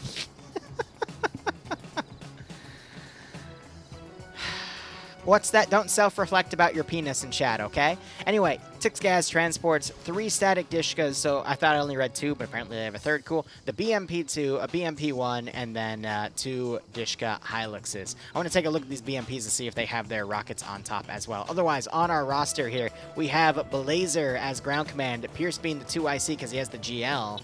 Interesting. Daniel being the platoon medic, Meerkat leading Alpha with Mike, Waldo, Cheese, and Twins under him. Marksman Rifle Route 4 is going to be the SVD. I think I already called that out, actually. We need to check Blue Force, but we'll get there. Alexandru leading Bravo with Fragner as the Marksman, Sweet as the medic, Rebanino leading Bravo 1 with Zero Melody, Vanderhuge, Best Farf, Ale, and Finney under him. No Bravo 2. Charlie being led by Ash with Wheaton as the 2IC, Tackleberry as the Marksman, and Major Khan as the medic. Banks leading Charlie 1 with Gazag, Wayne, Harana, Rory, and Swola. Spectre, actually... no leadership for Charlie 2 because I don't see the slash name like Banks's, so we just have Spectre, Baller Deluxe, Legend, Goblin, Tim Kappa, and ID under him. Nemesis leading Delta, so Scandi Recon on Op 4 under Pierce. This should be good. Well, technically not Pierce. Pierce is 2IC, but you get my point. Nemesis leading Op 4, Delta with Dobbs as the medic, Cullis and Perton taking the machine gunners in Delta with Pingus as the assistant, and Addy and Or Leader taking the machine guns for Delta 2 with Emmanuel and Tomler as assistants. This is to free up space for Scandi, so Katz can lead the AT team with Yanni taking the AT weapon, and Puma and Malin together as his assistants, and they're playing bumper cars with the Gazes. Interesting. Otherwise, Vagrant and G-Legs being a vehicle crew for what appears to be the BMP-2, and they did hide the missile launchers that time. I think Malin learned his lesson from a few weeks ago after he gave a BMP-2 the Metis launcher, which was quite funny. But otherwise, we got Fresno and Eric taking the BMP-1 with that 73mm cannon. Otherwise, looking over at Blue 4, we got Benby leading with Mediumate as the 2IC, Elliot as the 3IC, and Slig as the platoon medic. Kabubi Face leading Alpha with Pepet as the marksman. Marksman rifle is going to be the Mark 11. 20-round marksman rifle chambered in 7.62x5.1. Otherwise, we have Steve as the 2IC. He gets the GL on that AUG. Clark's leading Alpha with Bunker, Grondgoer, Boston, and Payne and Goated Geezer. Schnuffle's leading Alpha 2 with Priest, Ash, Artisan, and Zoni under him, so some Vega Pirate members on Blue 4 there. Kermit leading Bravo with Zixme as the marksman. Pogo underscores the medic. Demovar is the 2IC. No leadership. Bravo 1 is just Tymek, Wonder, Lolo, and Depso. Oddball leading Bravo 2 with Jack, Lennox, Lurch, and Doitsum. Charlie has merged everyone together under Evergarden, so he's got Woodbury as the 2IC, Butler as the medic, and he's got Kowalski. Butler is the marksman, Kowalski is the medic, and he's got Norris, Voth, Luce, Slade, Martin, Judas, Sykes, Total, and Short under him. Curie leading Delta. Looks like he's merged some of Delta under him, so it's Charlotte, Lolo, Alexander, and Olaf taking the machine guns, and Delta has Dream as the 2IC. Actually, no, Dream has the leadership element with him. I could still be Curie, though. Hard to tell because he's in a vehicle mounted up.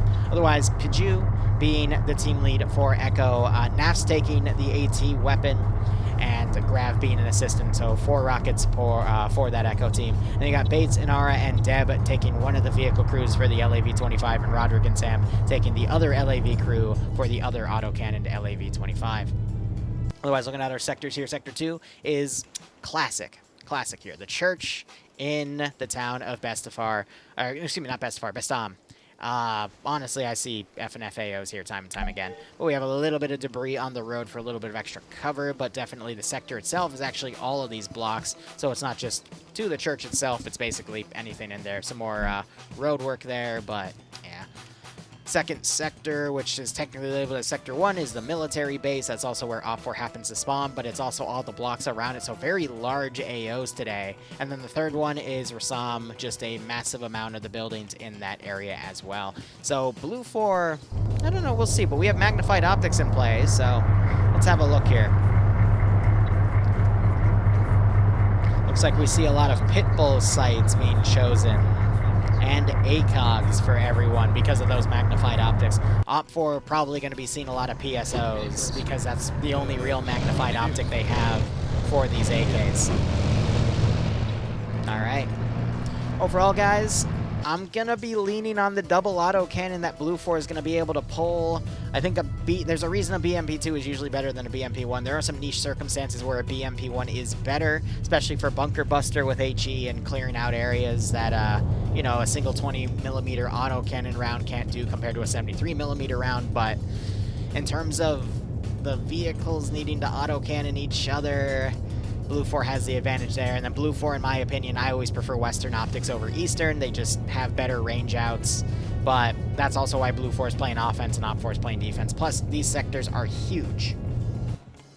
We do have a little bit of a custom buildup right here with some of them, but that's only one area because, again, they cover multiple blocks. So, leaning on Blue 4 right now, but that's just me. Feel free to bet whatever you want. This round starts in another 4 minutes.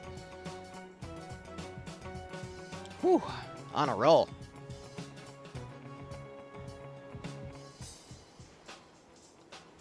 Checking the clock here. I am hoping this one ends a little quicker so we can have plenty of time for round 3 because I don't want this to go to full time and then round 3 to go to full time because then it's going to be a little tough for us to make our 7 o'clock appointment because we do have an armor only op tonight, but we'll see how things go. But so far, 103.9?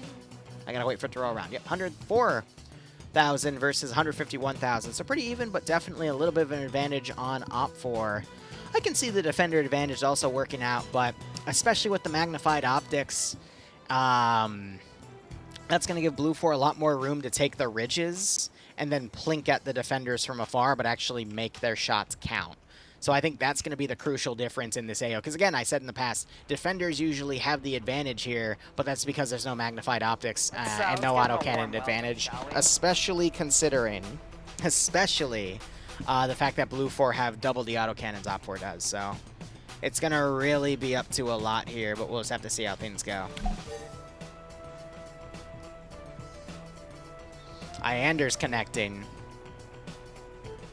And if Iander connects, he's going to end up being in Op 4's AT. Ow. Oh, that might change a few things. Still isn't going to change the marksman issue, but it's gonna potentially change the autocannon issue. Well, this should be interesting, shouldn't it? Rocket. Oh boy. Nonetheless, hope you're all doing a-okay. I was able to make lunch today with my mother. We did sausage and peppers. The trick to good sausage and peppers is giving the onion and peppers enough time to... Give the onions enough time to sweat, give the peppers enough time to roast in the pan, and then add the sausage in at the end. Get it to nice color in the pan, and then you're good to go. Oh, and season the damn peppers. Please, for the love of God, season the peppers. A little bit of salt goes a long way.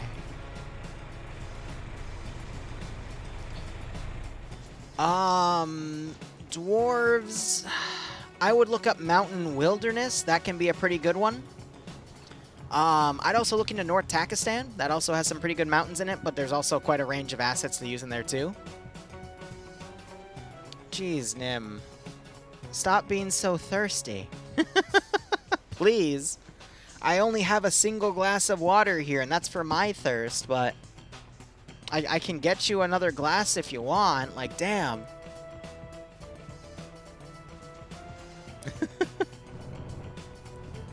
Klafgan is also a really good mountain map. It can be a bit of a pain to find on the workshop sometimes because it'll once in a blue moon get removed, but that's another good one. Well, King, you can always use Deformer and make your own airfield. That's no longer an excuse. Nowadays, you can make whatever you want in this damn game.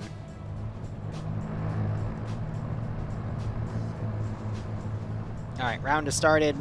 We see Blue Forge charging up the MSR with one autocannon Vic, one transport, and both of their 113s, and it looks like the rest of the vehicles are going to go up the mountain on the left. And we have two people on foot, which is weird, because you can just get in the back of the autocannon Vic, because it looks like you're all going in the same direction. But who am I to question the infinite wisdom of Ben B? Besides, it's probably not his fault. It's definitely just the players being their silly little selves. But I imagine Op4's probably going to set up some stuff on the outskirts over here and make it very difficult for Blue 4 to try to move in on the open areas over here. But historically, when I've seen this AO done in PvP, usually there's some fighting out here, and Op4 usually pulls away from it, and then Blue 4 reforms and just goes through the valley instead. But we'll see how things go. And that's fine, dwarves, but that's the whole point of learning.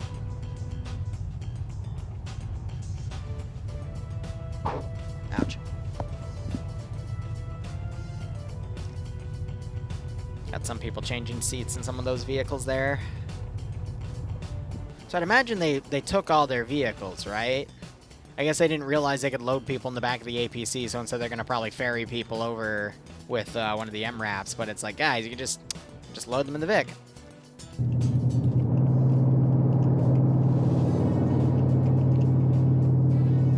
Do you fall out of the 113, buddy?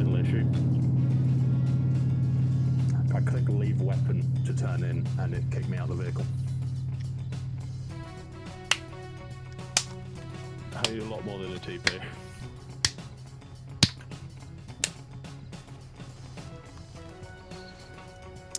Ah, dream. Dream, dream, dream.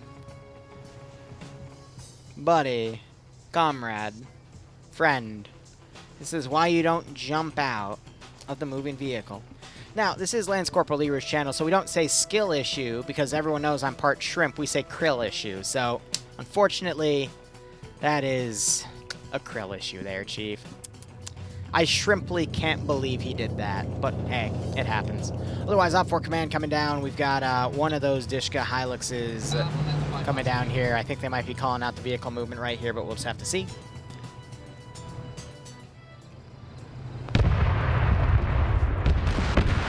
And it looks like the BMP is actually starting to engage forces down here, possibly shooting, or at least attempting to shoot at the 113 down here. Little overranged. I can't honestly tell what he's shooting at, because he's so overranged. Looks like he took some 50 cal fire. I just heard some AT also go up here. We have Echo. comes Yanni. They're not taking flanking fire, though. And you got Blue Force Mat team over here as well, so I wonder if they're trying to range out a shot to that. But unfortunately, we just saw a member of the Echo team go down. That was Cats. So they're now pulling back behind this hill. So OPFOR being incredibly aggressive early on, tried to hit up on this position.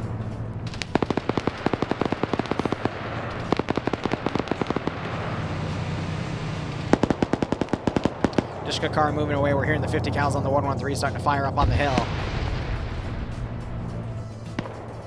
Very interesting flank we've got going here because the autocannon is going to be watching the top of the ridges, which is going to prevent any AT from coming down, actually trying to engage the force over here. How is that BMP-1 doing? He's gotten 2 kills, though. That can't be discredited.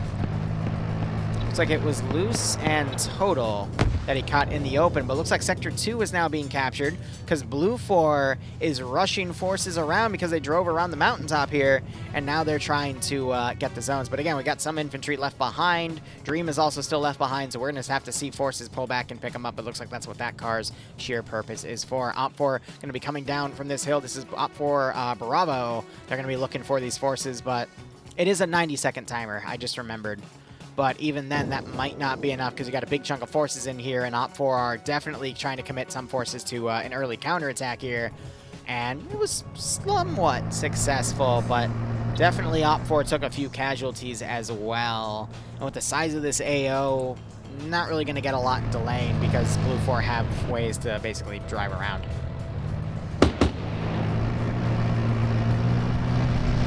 Hearing autocannon fire go out. I think that was up to the Echo team over here, but again, they're moving and not stabilized, so it's not going to really get them much. And there is Sector 2 officially captured. I imagine we might see Blue 4 mount up and then try to rush over to take Sector 1 as well, but we do have some clinking fire still going around here. Looks like Maniac is becoming a little bit of a maniac here.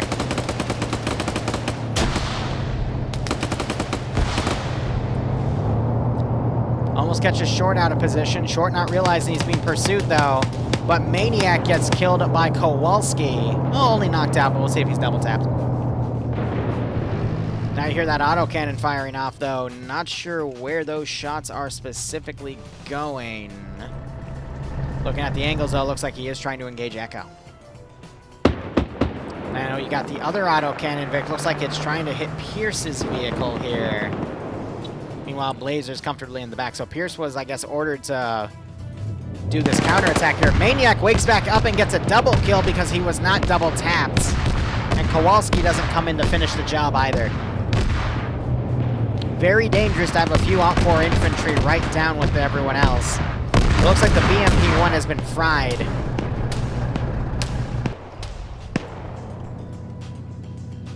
By Overwatch fire right there, and that's also been knocking out the crewman.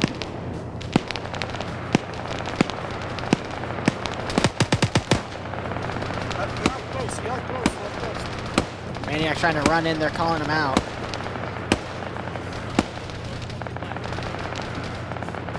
Good luck, Colonel. Waiting to see a grenade get thrown in. That was a throw. There was an attempt. Kowalski, though, comes in and finishes him off. I would have pied it personally, but... Or just thrown a grenade through that door and waited him out, but yeah, you could just charge in. Get the adrenaline going, get the kill. But he did get two, excuse me, Maniac got 2 kills down there, so still a good trade in his book. Now you got these guys moving up, just resecuring this sector. Looks like Scream is being forced to just run up here.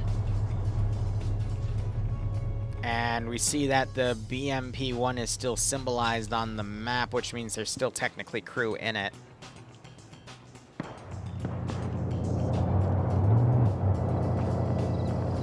Yeah, it's Eric.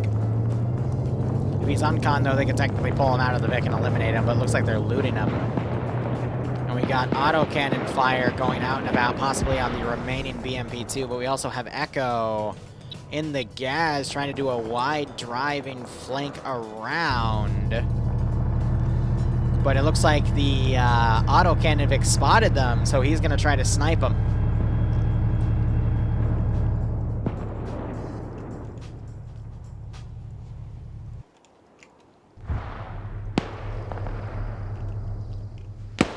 still got this force on the hill here. I can't believe it. They put a Dishka right here to bait him out to go, ooh, why is there a Dishka here? Only to snipe him in the face. I love how silly little things like that work in this game. You can literally bet on the fact that you're playing against immature players that'll just run up and interact with something for the sake of interacting with it. And then proceed to annihilate them.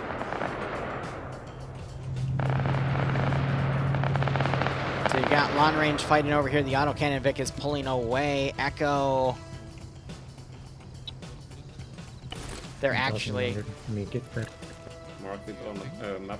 Yeah, Nafs is about to kill Scandy Recon here. Because again, Yeah, Nafs something has left marked it Scandy for Recon, so I feel like this is personal. Nice, man. Do it. Looks like they're instead trying to get some marksman shots on here. That's a tiger.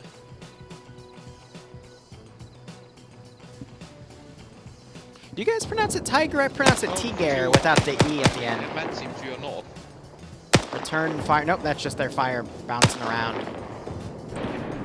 Now you got the BMP-2 coming up here. It fired shots to the right. Don't know what it was engaging there specifically.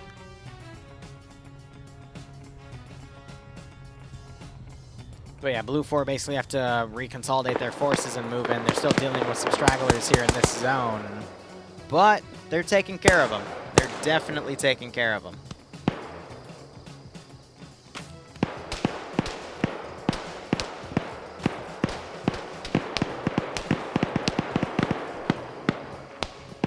Dude's gonna get knocked out there.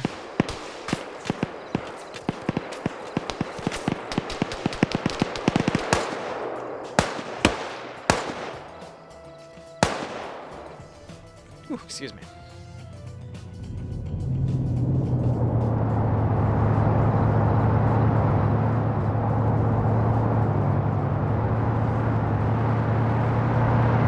So I imagine 113 is coming up. LAV is also coming around to pick people up. Op4 have done a good job causing a delay in action on Blue 4, but Blue 4 they still have plenty of time to rally up and, you know, push into the central sector. Op4 kind of falling for the... Actually, they're not. If they weren't defending Sector 3, I would consider Op4 falling for the Overwatch fallacy of just putting everyone on ridges and trying to get kills rather than holding the sector themselves. But they've got a pretty solid defense in Sector 3 itself right now. So I feel like they're baiting Blue 4 to try to rush for Sector 1 so they can then surround and eliminate Blue 4 before they can transition to Sector 3. And right now there's just a lot of forces out here to just try to catch what they can because they understand that Blue 4 is going to be playing this very fluid because there's magnified optics, so there's not a lot of reason to keep the entire force together.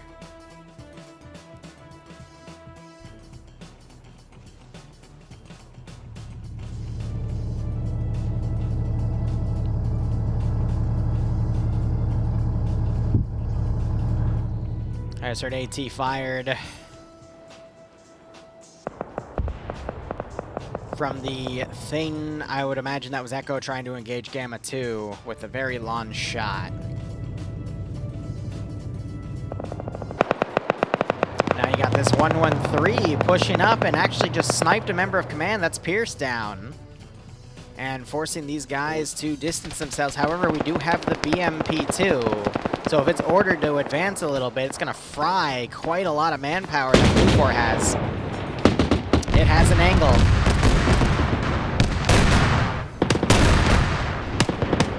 Oh, that's bad. And now you see the autocannon clean more people up. Oof, messy. Very, very messy.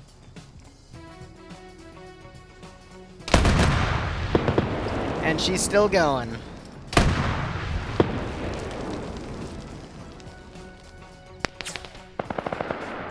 Now we hear the PKT being fired. Butler's trying to get his hands on that 134. Get your head down! What are you doing? You silly goose! That's how you get murdered. So BMP's pick people up, they're folding people back. Butler's coming up to try to go through the smoke so he can take out that BMP, but BMP is going to focus on getting ground command out of there, because it looks like he woke back up and mounted. Still have Echo trying to hunt for their white whale here, that being the one of the blue 4 autocannon Vics, but he is definitely looking around, trying to make sure he can find them. But yeah, no, they're way in the back over there. You can't even see their vehicle. You just see the symbol trailing behind. You just heard AT fire out here. I'd imagine that was them trying to take out the BMP. And the BMP is giving them a little bit of a love tap with some more autocannon fire.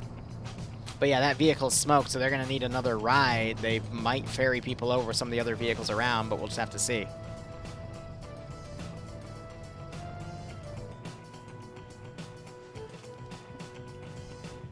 In the meantime.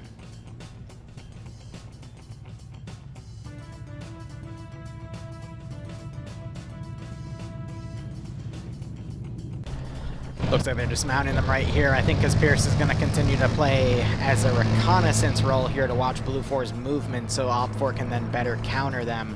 But Op4 folded a small picket force down at Sector 1.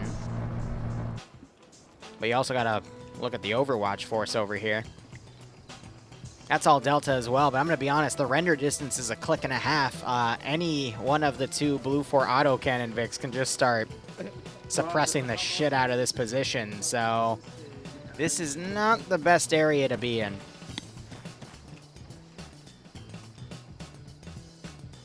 But Blue 4 need to regroup and maneuver. Gotta give Echo credit that they're hunting, but it looks like they just hurt themselves driving because they smacked the side of that rock too hard. God, I love PvP. People do very silly things, don't they? I think Dream is still huffing it up. Looks like he's huffed it up more than those three guys, but in terms of where he is, I have no idea. Probably just ran up the road and finally regrouped with some friendlies, and now he's just somewhere in the AO. Zixme also huffing it on the rear. Blue 4 on the left side. We'll see what they do. Definitely have a little bit of a breather here as Blue 4 is committing itself to reorganizing and maneuvering. However, this also means that this round is gonna take a hot second. Which would normally have me worry, but thankfully I have everything pre-prepped for the server, so we're all good there. Looks like Delta... They tried to move up with a captured BMP-1 and got smacked for it. And now they're confused and they're shooting at the BMP-1 because it's an enemy Vic! Oh! Oh, that's brilliant. That's absolutely brilliant. When you eliminate the enemy so hard that it convinces the rest of the enemy to also start shooting at their own teammates. That's style. Dock and none. Just type exclamation point F and F, and if you get the mod set downloaded in time, you can be in for round 3, which is in, at most, 33 minutes, at least, I want to say 20. But judging from the pace of Blue 4 here, it's going at a snail, so we'll have to see. I do appreciate Delta, though, getting a little restless here and deciding to try to push in, but they're going to run right into the maneuver of Blue 4 here. So we'll see if we have a bit of a skirmish between infantry elements over here. Then Echo now on the rear, trying to find more elements to snipe with AT, and they might actually catch some elements out of position.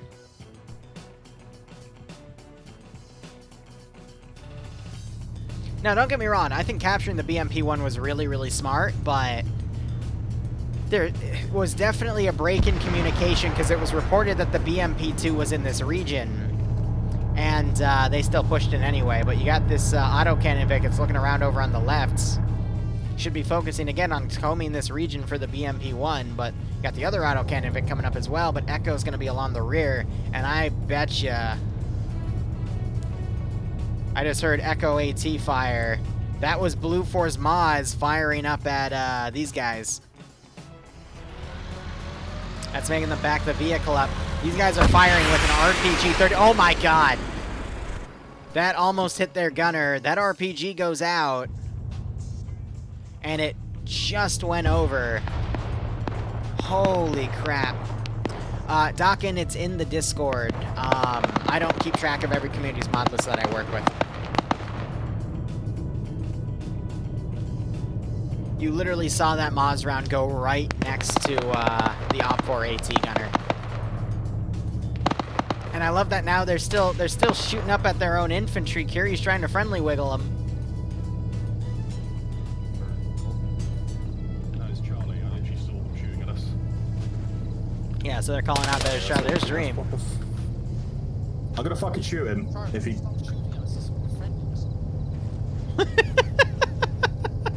Okay, fucker. He was about to get his head taken off.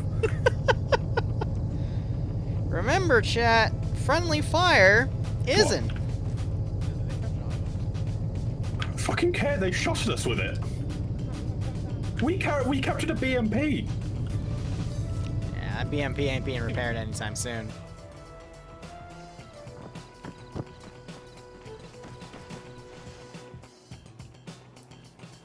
What the APV? There's no APV though. It's only LAVs. You got OP4 now plinking at the blue 4 elements over there. Oh, that's way short.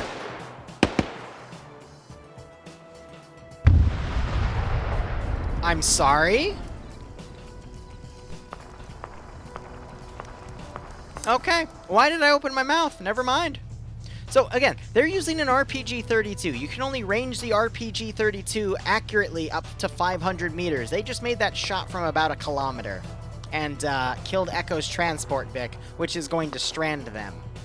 But it looks like Echo also fired their Maz and managed to knock out the BMP, which I think can still be partially repaired, but yeah, no, so all of OP4's autocannon Vics are down. That wasn't Iander, that was Yanni, who, fun fact, he's on the multi-Twitch, so if you type !multi, you can watch his POV in real time.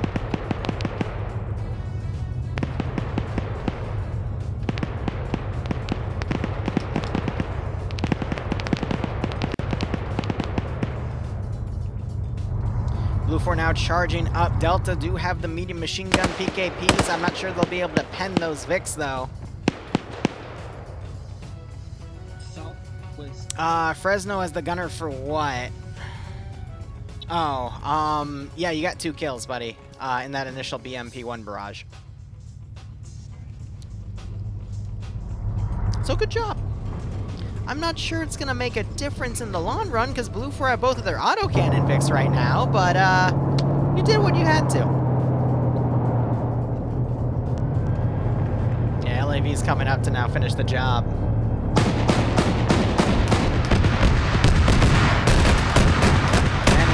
Both of them out.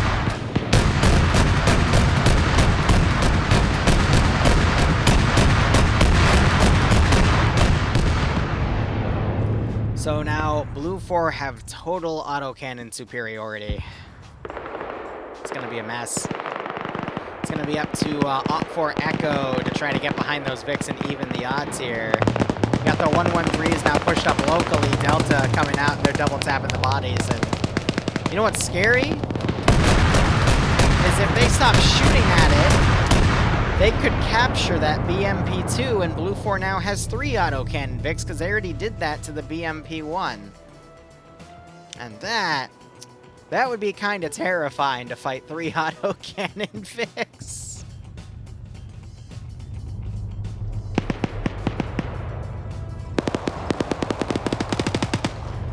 Sony gets a kill on Delta.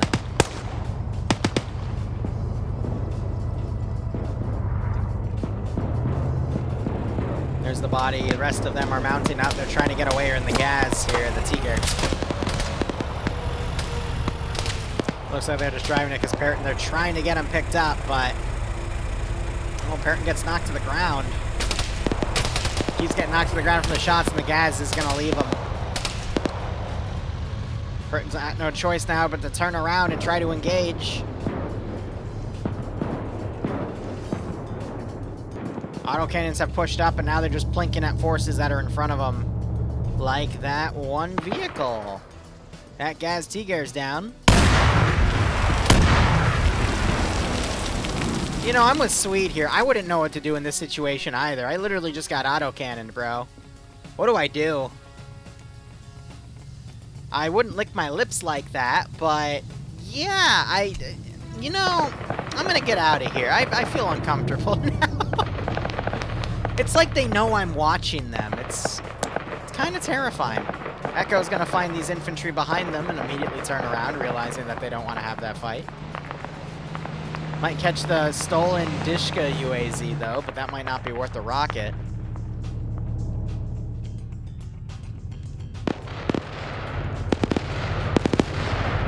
They're now using the coax to fire into the thing. If Sweet at AT though, this would be the time to get out and use it, but I think he's just plain dead. Bates is gonna go up and check it. He's probably gonna ask Swede for his license and registration. He's still alive, drivers. With a P90.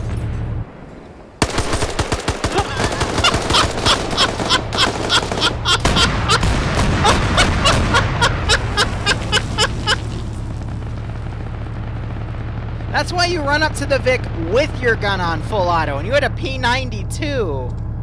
There is no reason you should have lost that firefight. Oh my god.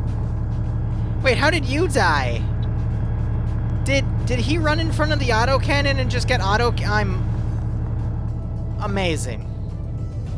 Absolutely amazing. We just had another Op 4 car get hit. I think Delta's still possibly trying to repair the BMP too. This just gets better and better, doesn't it? And now Echo is getting hit by the Dishka that they were trying to drive around from. Arma 3 PvP never ceases to amaze, does it? Meanwhile, we have this entire group here. Looks like Zixme fell down the Minaret Tower somehow. And then we have Curtin, who has somehow ran all the way out. We have a Gaz. Echo Gaz is just driving right in.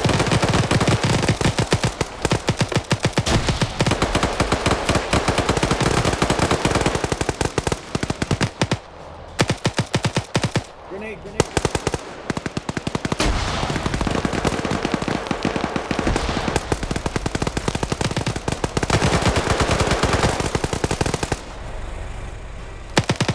You know what?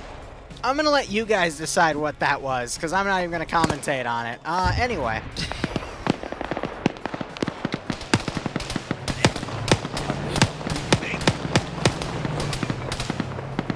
I almost saw Slade get run over by Martin. Okay.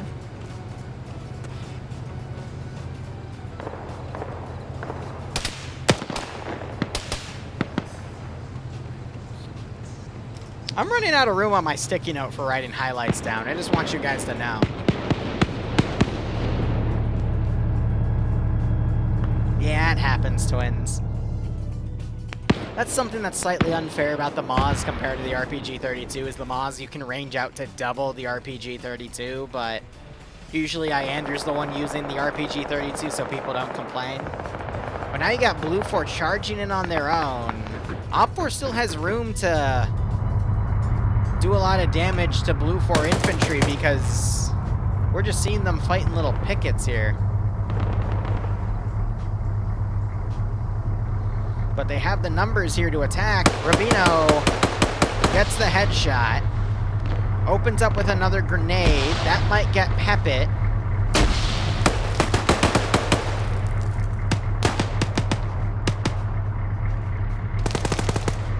I think that's gonna pen, yep. Another grenade goes out, rolls under the car. That's gonna get ground. And then Rubino comes in and wins the firefight. So almost a triple kill here. He just has to double tap. Triple kill for Rubino. Excellent. But as I was saying, with Blue 4 attacking in small waves like this is just opening them to getting killed off by Op 4. Even though Blue 4 have the number and acid advantage at the moment, Blue 4 is just throwing it away. And that's kind of worrisome here.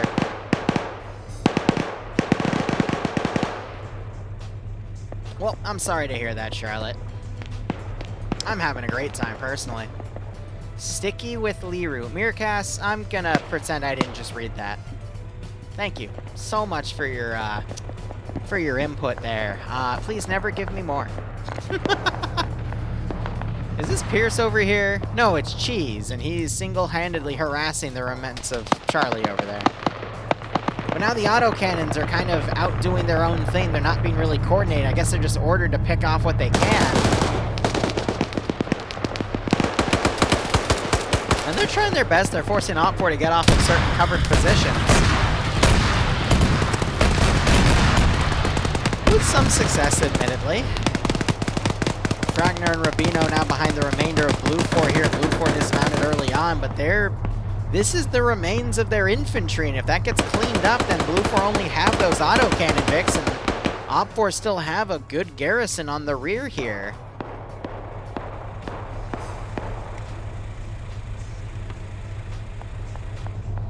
Lowering my render distance just a bit. You got Nemesis over here doing some medical. More Blue 4 running in, fighting for Sector 1. 21 minutes remaining. Wild grenade goes out. Does it roll enough? No. About a meter short of where it needed to be.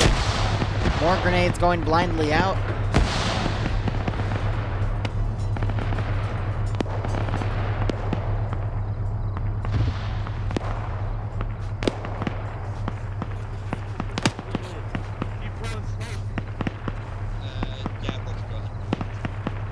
Last time I tried to join in on PvP on the ground, Freezno, I literally killed everyone, okay? That was an OFCRA round 2. People might say it's because the server crashed, but I'm going to say I killed everyone. Friendly, enemy, you name it. I was just that OP. Rubino comes in, kills Lolo. And Wonder, going to say, doesn't even react to it, and just gets headshotted.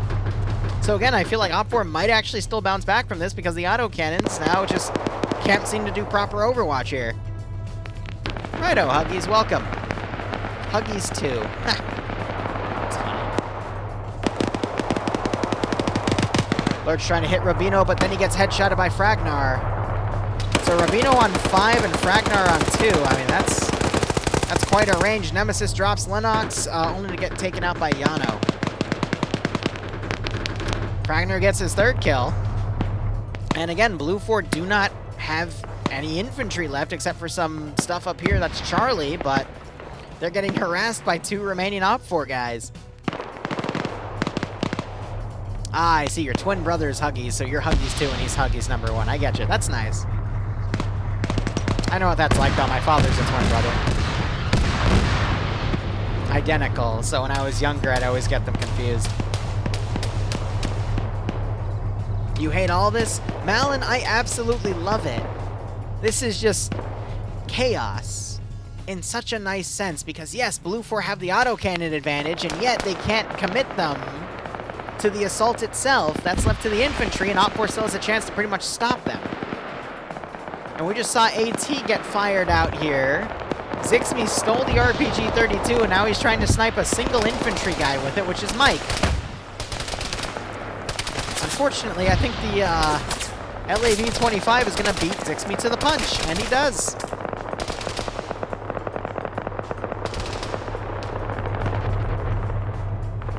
I see, Yanni. I see. Yeah, I bet, Huggies. Have fun with it, man. That's a very unique experience to have.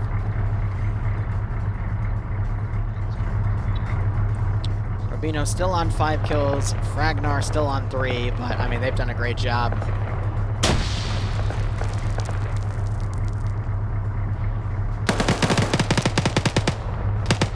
I don't think I caught that, Yanni, but I caught some good antics either way.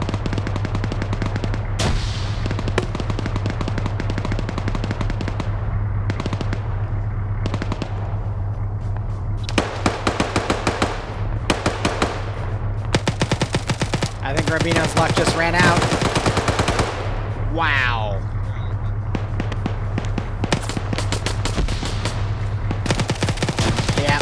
is. Finally gets flanked. He was on the adrenaline, though. I don't think anyone would have made that type of maneuver. They would have tried to disengage, but he was definitely high on the adrenaline at that point. Looks like not Fresno. He's in my chat. The other guy, I can't even remember his name. Damn. But he got taken out in here as well. But 8 kills between them. I mean, that definitely helps clean things up. Now Blue 4 has a number advantage to take the sector, but definitely at a high cost. You got Timek running in with the machine gun. Pingus is in this compound. It's a 249, and he's got a scope on it. So for FNF, they don't run any DLCs. From my community, you definitely need Apex, and then we occasionally run stuff with SOG Prairie Fire. Send in Goat Team 6. Now. Huggies, I appreciate it, broski, especially for the 6 months in advance. I hope you keep enjoying everything, and, well, I'll see you around for the next 6 months at a minimum, bro. Thank you so much, and I hope you get a nice kick out of this scenario.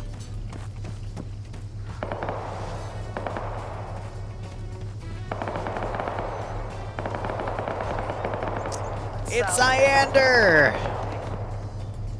You know, Iander, he can smell an enemy vehicle in the wind. He can hear the footsteps of his enemies.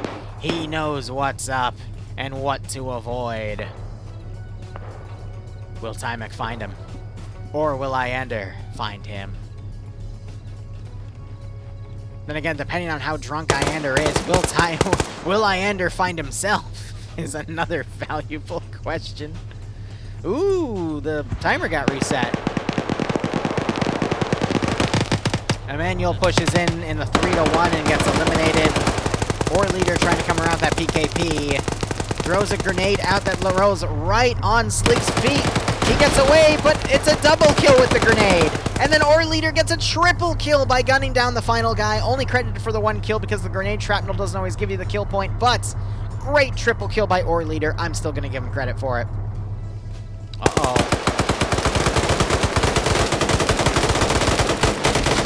Iander ran out of ammo.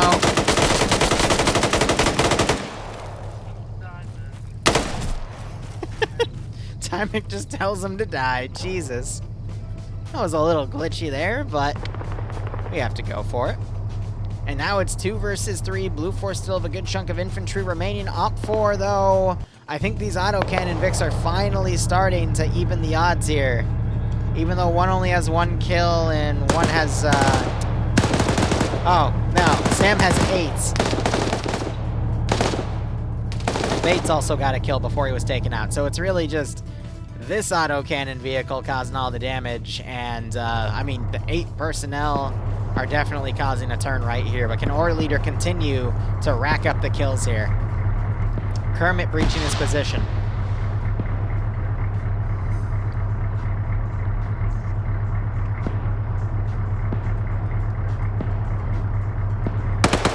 Or Leader spots Yano. Wow, and Yano literally blows him away with some of the most kinetic bullets I've ever seen. Pingus tries to push up and get Timek, but he is eliminated by all of the lovely Charlie personnel on Overwatch. And they double tap him. Now you got Gamma 2 driving right in. What a lovely day for a stroll. I sure hope no Op 4 have light anti-tank that can destroy an LAV. Oh wow, we also had a Vic come in here. Op 4 trying to blow up, Goblins down, alright. I thought they killed themselves with that explosive, but I guess they were trying to bait the LAV to get destroyed by that, but it didn't work. They're just circling.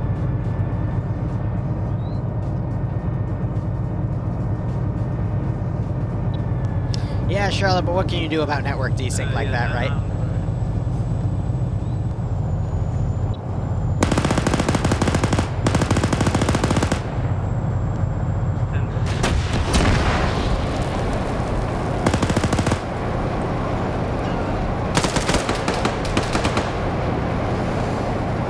Sam's dead. There's a saying amongst my people. Play stupid games, win stupid prizes. And I would constitute being on fire as a stupid prize. Now is the legend going to put him out of his... Yeah, okay, no question there. Now you got the other vehicle. Looks like it's driving up with a full squad in it because it's got +8. And they're going to dismount, I believe, the remnants of Charlie, and we're going to see if the Op 4 garrison can hold. I was waiting for the light anti-tank just to come out and RPG him, but, you know. Thankfully, I think Legend still has an RPG. Yep. Unfortunately, the sound of the first one flaming out is distracting the audio from the second one.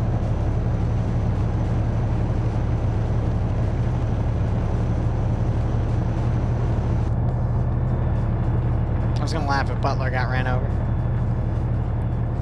I see someone get run over at least once every month to 2 months. And you know what? I laugh every single time. Kappa throws a grenade. It doesn't roll out. You got some smoke being popped. Legend running around on the flank here. Oh, but Blue 4 have the number advantage in this sector. More Op 4 need to pull in. Otherwise, Blue 4 can take it by proxy. But unfortunately, Blue 4 suffer a KIA. Legend still running around. Gets a grenade, it goes wide, finds grab through this little slot. Legend gets knocked to his feet. Grenade bounces off the wall. Legend notices, backs off. He throws his own grenade. It's a smoke. Now you got Major Khan also folding in. More smoke's being thrown in. Legend gets found by grab. That's a smoke though, so it's not going to double tap and eliminate grab. Major Khan coming in, but Jupe here finds him and takes him out. And Op 4... Oh, they've lost the number advantage. There's only 4 of them left. Blue 4, meanwhile, they've got a few reinforcements that can come in with that vehicle. Can Op 4 hold? Op 4 are going to have no choice but to push out and attack. But they might not. If ID enters the sector, though, that'll stop the timer because that'll pause the countdown because defenders win ties when it comes to the number calculation of the sector. Ooh, Tackleberry pinned by the LAV. LAV trying to penetrate on his position, but he's able to crawl away. 45 seconds remaining. This could be it. This could be GG.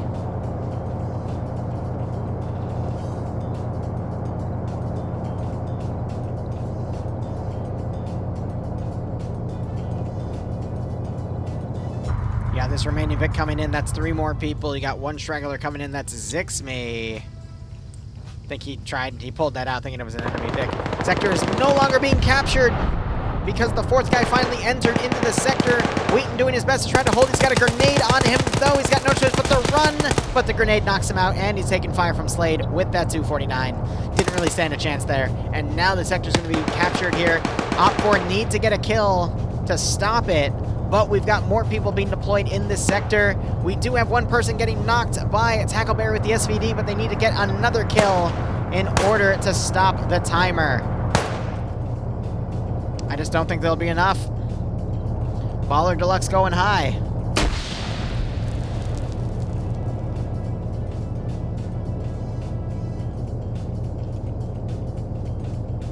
Hey, Cinder, how you doing? Guy Fieri, I see him on occasion, but Papega doesn't always show up to FNF anymore. Maybe with the new framework changes that they're making, they might come back and try it out, but for now, Scandy has slightly better attendance than Papega, but it's not by much. AT comes in, and it's over. Very close game. Good defense to try on Op 4, but just wasn't enough. Anyway, guys, that is round 2.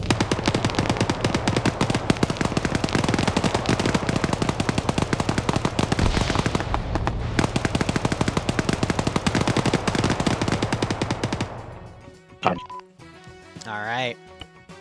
We'll go ahead and see how the 3rd round goes, but let me have a moment to change out my commands. So if you are not subbed, I'll see you in a few minutes. If you're subbed, feel free to just listen to me and my keyboard finagle around like so. And to the 150 of you watching, thank you for being here. I appreciate you. So this is going to be round 3 with a new experimental. 1 second. Malin is going to jump in and explain this experimental framework to me, so I'm going to... Actually, no, he has admin perm, so we can hop into the solo channel. And this is Panthera with data destruction. Okay. All right. All right. How you doing, Mal? So, I'm doing terribly. I'm having not good rounds today. Okay. I don't want to hear it. I haven't been having fun. First of all, I get sent on a wild goose chase, and then I get brought along on the cat's ride, where I get down twice from him driving. Anyway, that's not why we're here. We're here because there is a new framework that we're testing out. For those of you that aren't really in the FNF community, we've been trying out on what we call round 4s a couple of times. It's usually smaller 40-person missions after we do the main missions. However, it is now stable enough that we're actually going to be trying it on a main mission. The main changes are mostly that you can have 2 different types of objectives in the same mission. So you'll notice for this mission, there are 2 destroy objectives and 1 terminal objective. Another thing is that hiding zones can now be for any objective. So the terminal is actually hidden this time. Nice. Yeah. So, specifically, the reason why I'm here, as Liru will have told you, is because it is still in development and the spectator functions aren't quite up to snuff. That is because, unfortunately, Liru is 1 player compared to me trying to make sure everything is good for all the other players. He's saying I'm less important than him. It's No. streamer bias. Always you're streamer very bias. Come on, important. you have to You're feed very my ego, man. Come on, feed it. Okay, and like I said, by next week, it'll all be fixed and everything will hopefully be working to normal, but it'll likely be a single test mission like it is this round again. Right. But to give you an idea, it is the US versus Russians classic engagement. Classic for The FNF, Russians are held up on a airfield and a surrounding military training area. On the airfield, there is a terminal that they will have to hack. It is hidden around the westernmost hangars. You should be able to see it because it's near where all of the Op4 spawn. And the 2 destroy objectives are in the military training area to the northwest of that. They're also both in a big hiding area, but you should be able to find them from the teleport markers, which are now like a bright blue, so you shouldn't be able to miss them. All right. Blue 4 spawns on the southern side of the airfield in the main island of Panthera area, and they'll be coming in with 1 M117 and a bunch of transports. Okay. Okay. I mean, if you need anything else, I will be slightly listening to the stream, and I'll also be in spectator. Yeah, Melon, I need the framework finished so I can see everything, buddy. Come on, yeah, that's what I need. Right? It'll get there. It'll get there. Yeah. Okay. Yeah. Okay. If it helps, instead of spending time working on the spectator functions, I spent 5 hours making it so the objective sits in the right place in the hiding zone. No, it's a great use of my time. Spectator interface is more important. I'm sorry.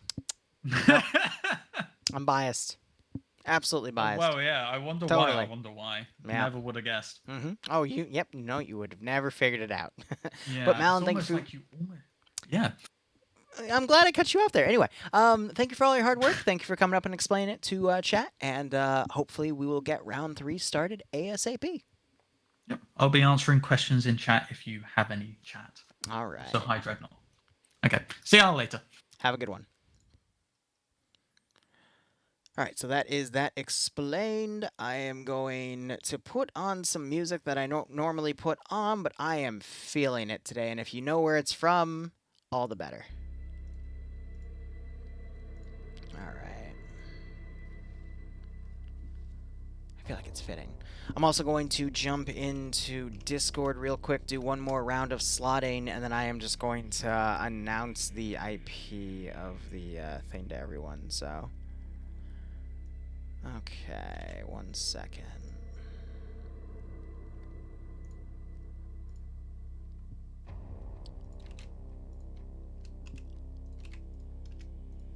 Cool, so we'll have 2 full platoons of Abrams, and then the Scout Vic and A-10, and Triple R with drone support, so that's good enough for me. I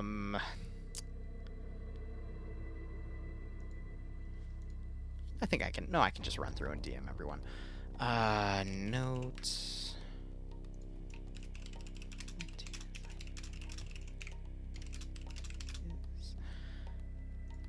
Alright, give me 1 second. Don't you love managing a community and a stream system and all this other stuff? It's a pain.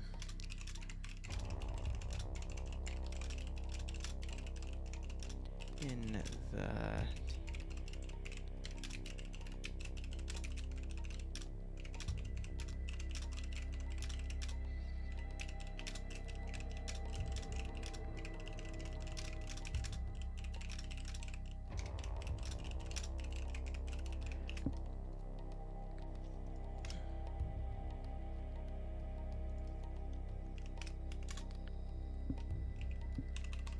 Alright, now I just gotta DM that to everyone.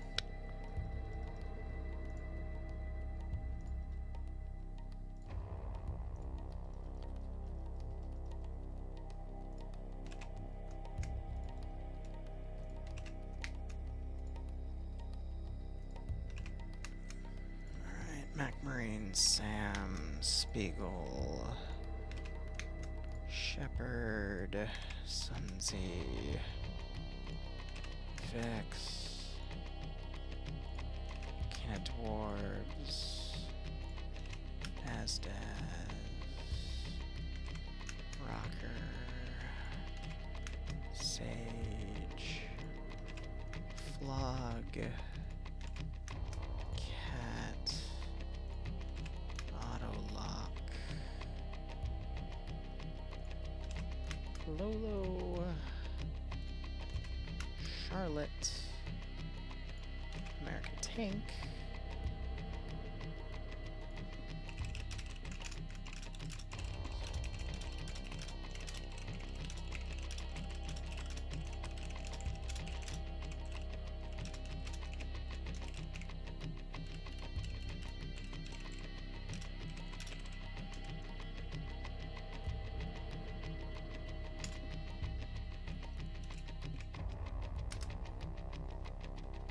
send that little extra bit, because anytime that it's someone that I don't recognize, I just send a little extra thing that says, hey, make sure you go review everything in the Arma Op Rules channel, because we have a bunch of videos in there that have a bunch of settings changes that I recommend, and some TLDRs for other stuff.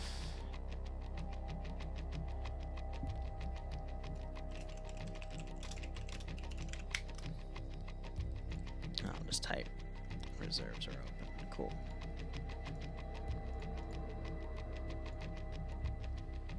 Alright, and we still haven't gotten into the lobby yet, so... Looks like we're no longer sitting at 100 plus, so I'm going to take that out of the title, because we were that for round 2.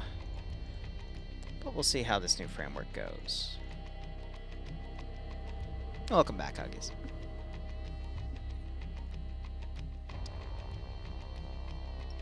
And I'll be back in a second because I'm almost out of water and I'm not going to have a moment to go get more before the op, so give me 1 second. Alright, 1 second. BRB, by the time I get back, I'll put the prediction up.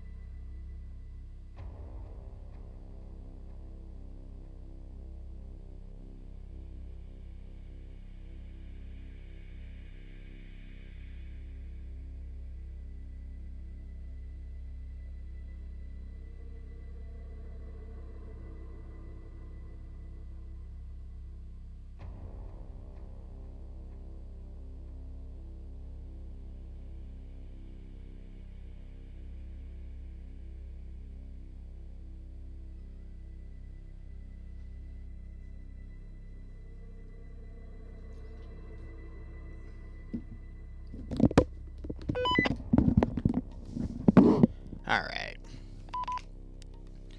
Let me check who's attacking real quick.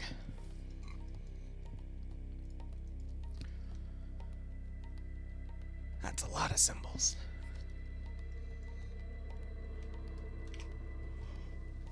Alright.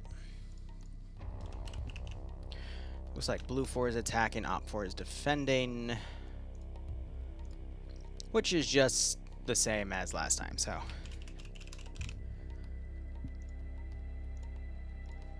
Cool. Alright, prediction is up. And we'll see how round 3 goes. I got the TeamSpeak info to everyone for the op at 7, which is in about an hour and 15 minutes. And hopefully... hopefully things will be fine. If the op runs for a little longer than I'd like, then I gotta go get that set up. Righto, Huggies. Again, thank you for dropping by.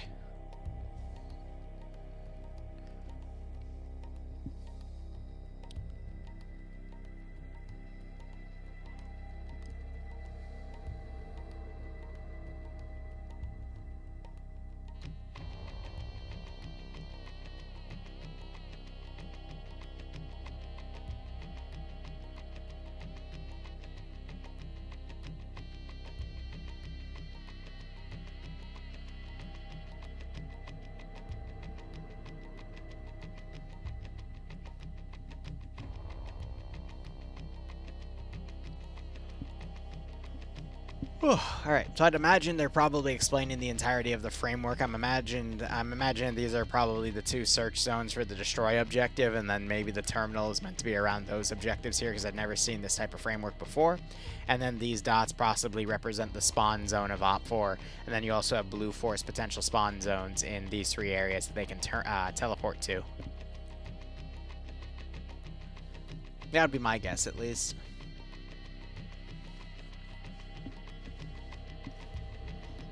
But again, since it's new framework, they're probably going to have to spend a second explaining it to everyone.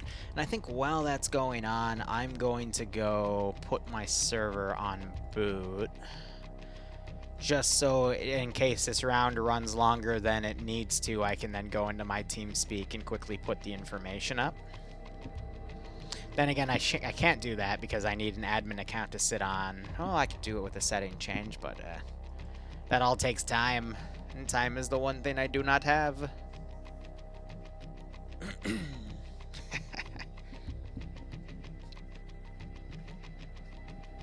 And again, in an hour and 10 minutes, we'll be doing an armor-only op, so 70 minutes from now.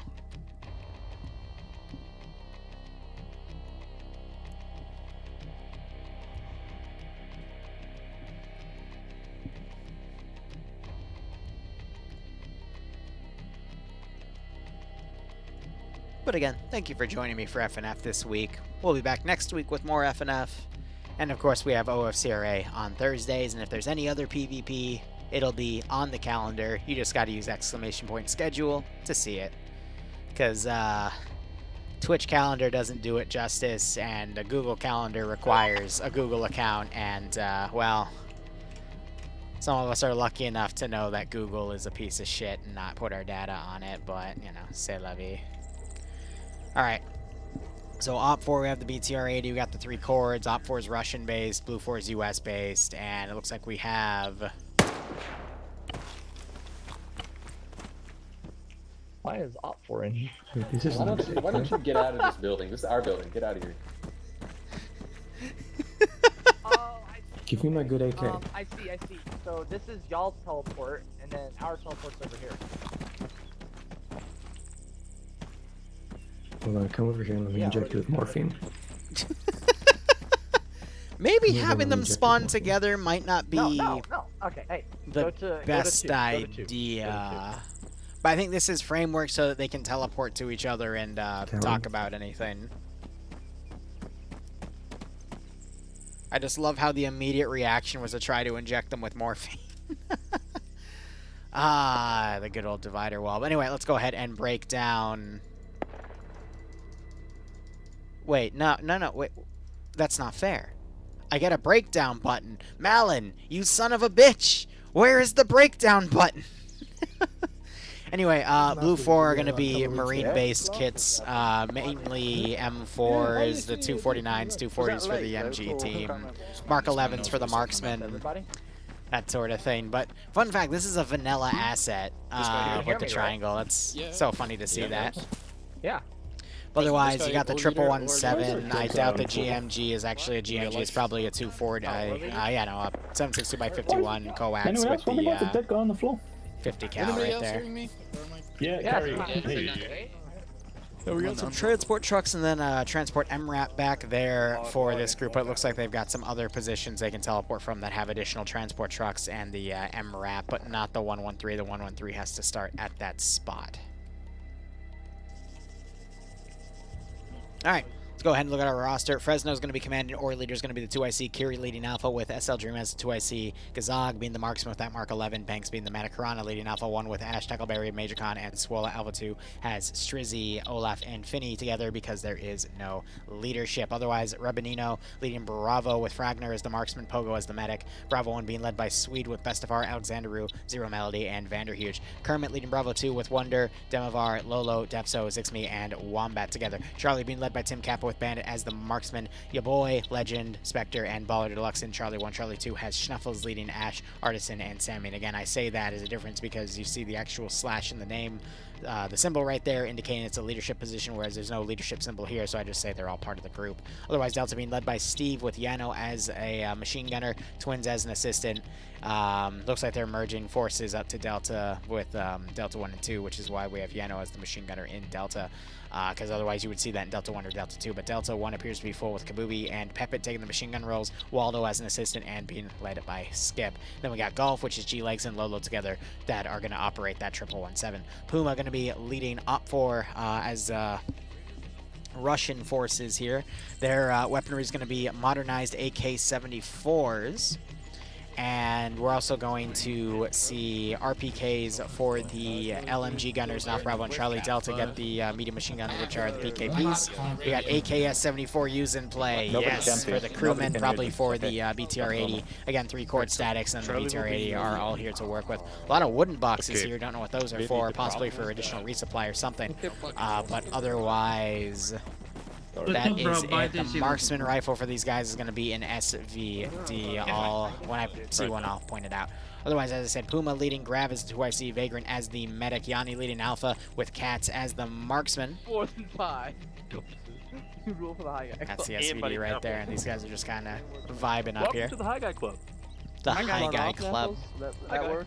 I see. Play on words because I know half of them smoke. But anyway, Cass as the marksman, Dobbs as the medic, Alpha 1 has no leadership. It is just Cullis Burton, Iander, Nemesis Malin, and Cocaine Huey. Is that meant to be a play on Cocaine Bear? Now it's just Cocaine Huey? Alright, I'll take it. Clark's leading Alpha 2 with Grower, Matches, Boston, and Bunker all together. Dr. Evergarden leading Charlie with Bates as the 2AC. Looks like they merged Charlie 1 with that group. So they have Rodrigo, Woodbury, Short, Loose, Martin, Jupindus, Butler, and Total together. Charlie 2 has PJ leading Lennox, Dab. They just jumped off. Savan, Nafs, Lurch, and Norris all together. Pierce leading Delta with Mike and Cheese being the machine gun roles in Delta 1. Delta 2 has Meerkat and Blazer as the machine gun roles, and they're just going to rock that as a 5-man team. Golf has Ben, Slig, and Elliott together for the BTR-80 crew, and then Slade is alone in Charlie 1, probably going to merge with the entirety of Charlie as they already have done. See some random fire going out. But again, since this is an experimental interface, my interface is limited, but the objectives today are threefold. There are 2 caches to destroy and a terminal. I'd imagine that this is the terminal right there, and the caches, I have no idea. These could also be positions where they potentially are, but I think those are meant to be border positions, but could be anywhere, in all honesty. I will do my best to look for them in the meantime, since I don't have a bunch of data to give you guys, since again this is an experimental build, but as Malin went over in the beginning of the round, this is where they're taking FNF. Alright, there's one. So yeah, in this bordered area, and I don't see any other bordered areas, so I'm going to start looking again in here, so I'm wondering if they brought all this together.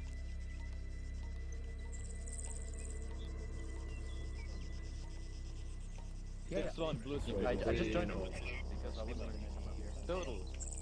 trying to see if he can. Martin. I'm looking for it.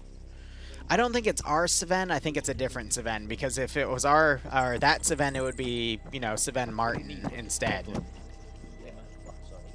And then we'd also see other players from House of Trash, like McTitties and Dante. Yeah, so I don't know where that other cache is. It could be that both caches are in that zone too, but who knows? So anyway, this is a fairly standard AO we see for the island nation of Panthera. Interesting glitch right there. But otherwise, Blue 4 are just going to pretty much waltz right down, probably take this territory, and then use that to bump off into Op 4 territory right there. And then they've got to assault the military base over here, which is going to be tough because this is all just an open mess. So I can see Op 4 potentially folding and making a defensive line, and then just making a massive perimeter right here. Because there's not really any way that Blue 4 can counter that unless they use this little route right there. But yeah, toughy. Very toughy. No, my buddy Dante. Though I think that is where he got his name, but...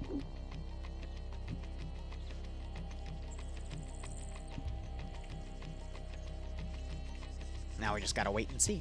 So, hope you're all having a wonderful Friday. I just shot that Discord message to everyone to let my players know about the op in an hour, and we're probably just gonna end up transitioning right into that, especially if this operation takes the full hour, but I'm not gonna have a time.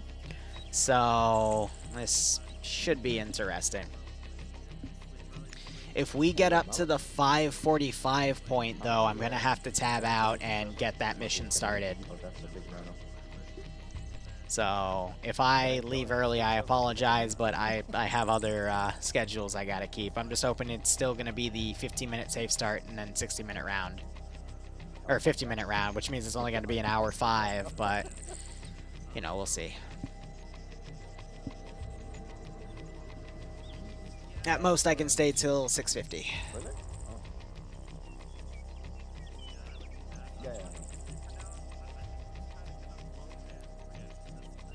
Oh, no. Basically, like, get it from a hosted company, just like one.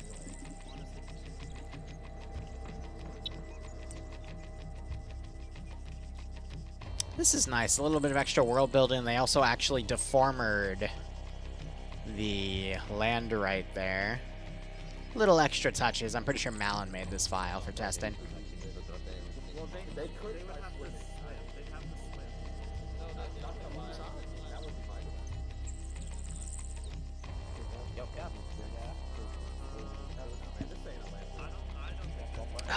Now we wait with bated breath. And again, later this evening, I'll hopefully stream some Mission Dev, and if not, I'll probably be on Dante's stream playing Dark Tide.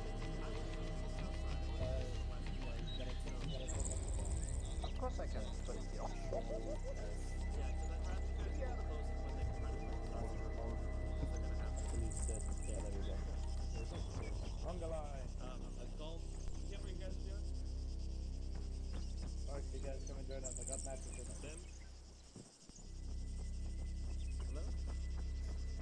Jeez.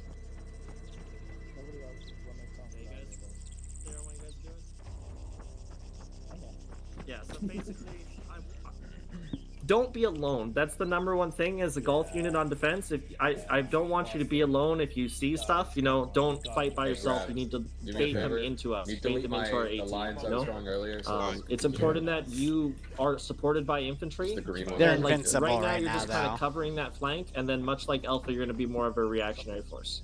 So keeping some force in reserve to push things a little out. bit. This is just kind of like the low ground here. We should You take see. a cord. It is low ground, but you could also do some slightly wet crossing, so you can slightly reflect on the map. You can see where the water is, but yeah, they also, wow, that is a massive amount of defenses right here. So this is also meant for Blue 4 to potentially just charge right in and then transition to the town. Jesus, I didn't even notice that. I'm not sure if Op 4 knows about that either, but that's a lot of territory to let Blue 4 into the town. Good God. And I guess you also have it partially over here, huh? That's a little disgusting. Yeah, I'm actually gonna lick your pants, bro. Wow. What?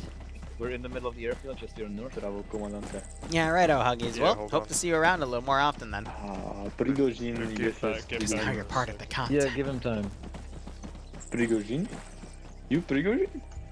Wait, Butler, what? Yeah, you're Elliot. God, I've gotten so used to the features and FNF to look at everything now that they're gone because they're testing them in a new framework and they haven't been implemented yet. I'm a little blind right here. So Charlie, grab it. Okay, 7-0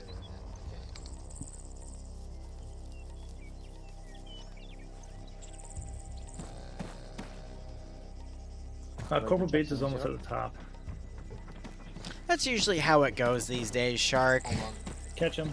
I just hope they don't they didn't promise we go. features and then Oh, start ripping them away after realizing it would be too hard to make them, you know, because there's a certain popular game that recently did that and lost almost all of their following because of it, and it's kind of funny. Hey, who's driving this thing? You're putting that up there? Oh, No, you will not. I would the cord up there. I feel like that hole's big enough for the cord to fall through completely at that point. Also, I love how this is a 2D texture Right. Let's get Delta Traffic around. around that thing itself. That's kind of funny. Where's the remainder of Delta? I can't fucking read Well, Command told me I could bring the cord, so I'm bringing it. Delta. Yeah. They're just gonna walk with the cord. They could also just load the cord into BTR and then deploy it somewhere and then move it. That's another solid plan. We're missing Mike. We're missing Cheese. Yeah, that's where we're going.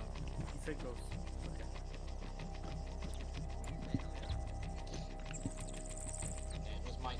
Mike. Right, inside the vehicle, guys. It's on the BTR. It's gonna take us to our hilltop. Basically, what we're gonna do is we're gonna drop off.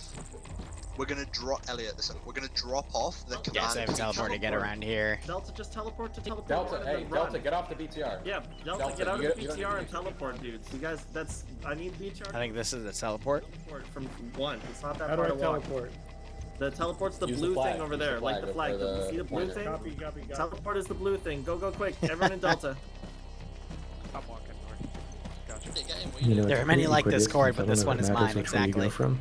Oh, it's literally. Blake, No, Well, it's I mean, not, dude. Look, BTR is they're going the safe opposite you know direction. we're on is the radio main- channel 34, right? Let me check. It's Control P. It would be just 34. Yeah, I'm on 34. Yeah, and then if you want to turn down the long range, you don't have to listen to it. Just hit Alt P and turn it down.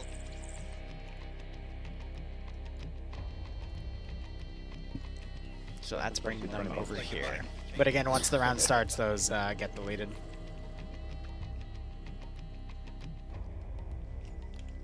So I guess the best way to tell if the round starts is to actually watch Blue 4 deploy. And it looks like they're taking most of the vehicles here, but I do see that they've taken the ones over here as well.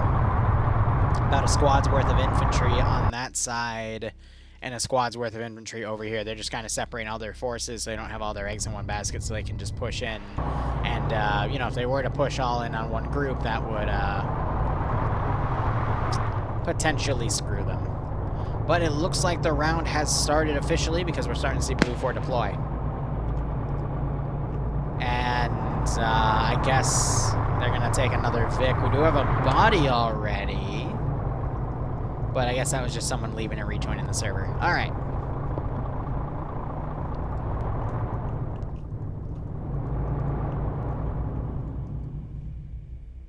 I hope it doesn't go to time because that's going to leave me at 6:55, and I really don't want to start the 7 o'clock late, but we'll see what happens. 50 minutes is a lot of time to work with, but I already said at the 6:50 mark I'm going to have to jump out because I got my stuff at 7 o'clock to prep.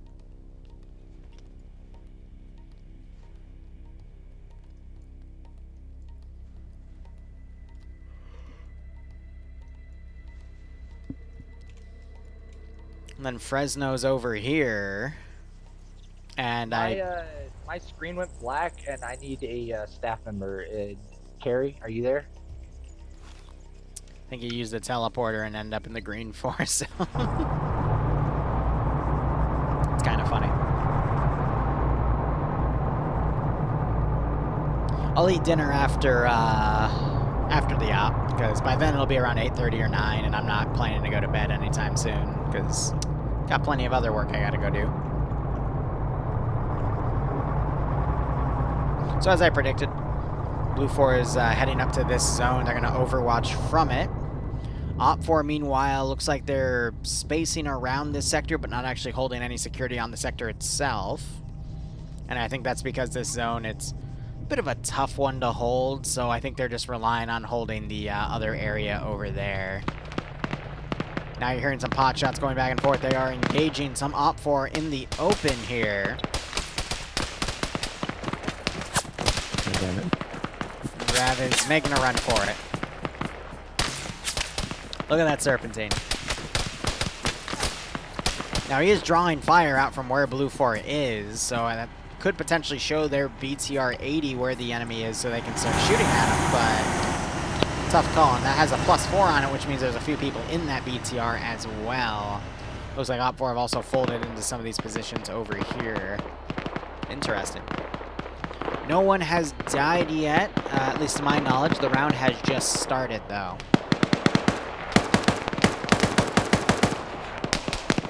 So we got some blind shots going out from that air traffic control tower into Blue 4 positions here. But again, Blue 4 doing a strong dismount from this position. They're going to bump down to the first area from here. But again, the real fight's going to be all that open area right there, and how Blue 4 is going to transition into the second half of the zone. I do have a knockout over here. I'm wondering if that's because he slid off of the rooftop, though. Yeah, Typical day. That appears to be the case.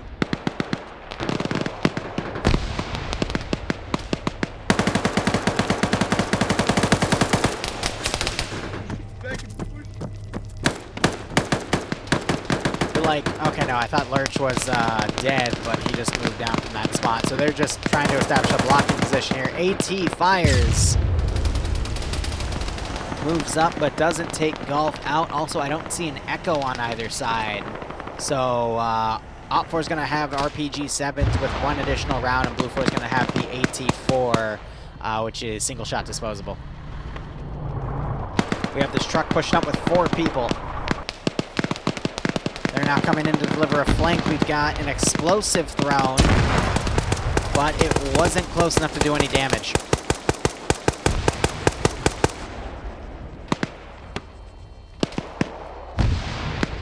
Thankfully, again, the airfield, they've got a few spots where they got some cover to work with on one side or the other, but just what they're going to have to work with. I guess Company HQ is just going to fold from that position because I don't think he was supposed to be up there in the first place, but oh well.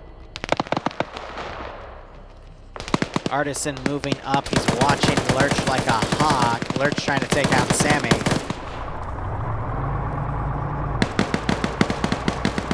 Sammy knocked prone and has to pull away. Lurch trying to keyhole this, but a GL goes into the keyhole by Artisan and takes Lurch out. Goes in with some double taps as well. Truck has been mounted. People moving in. Curie taking some grenades, but they're not penetrating the wall. You got a cord static right here engaging from the other side.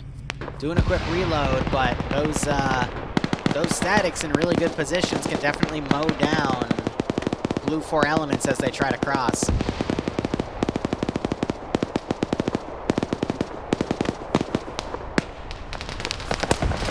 Ooh. Charlie's got a cord right here. That is Nafs, and he has managed to shoot out people within the 117. And it looks like they just pulled a body out or something. So you can see that it is now heavily damaged.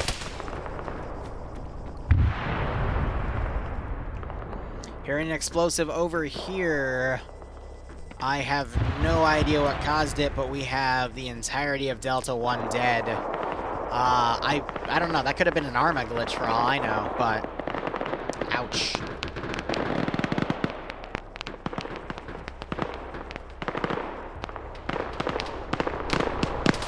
Air traffic control tower has been partially taken out. Curie, I think he just got hit by a cord as he tried to move around. Savon trying to solo hold.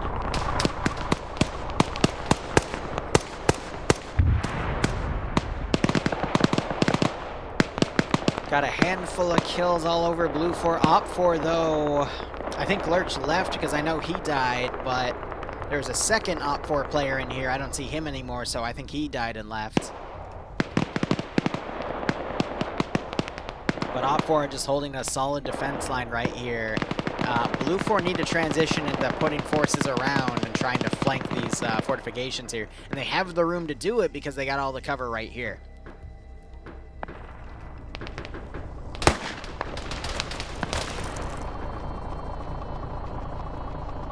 GL's going out.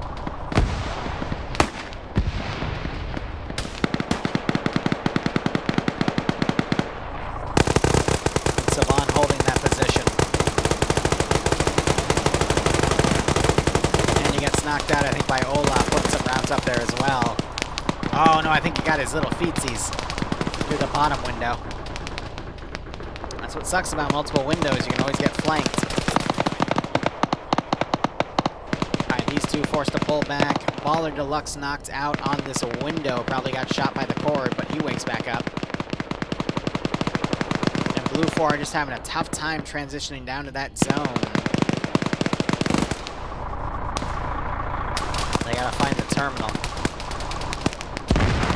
But again, from here, it's gonna be how do we cross the open area to get to where Op 4 is, and that's gonna be along this area, maybe utilizing that position as well, and then using that far right position.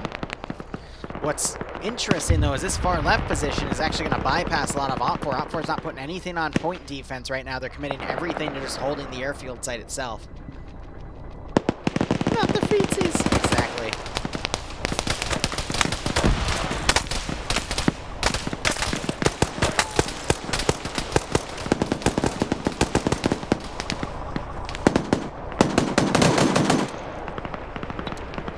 Have Blue 4 can take solace in the fact that their 117, excuse me, is still working. He managed to get a kill with the 50 cal on it. That can still cause problems for some of these positions, but it looks like Blue 4 is now trying to crawl down, but they are taking heavy fire, and it doesn't help. That their supporting element, I'm looking for it. Again, lost a few people here. That's 3 bodies, so that puts them roughly at 60% strength.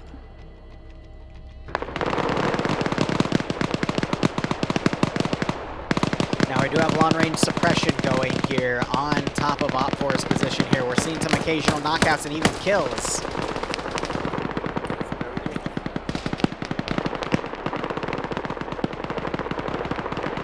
But from here, it's all about that transition.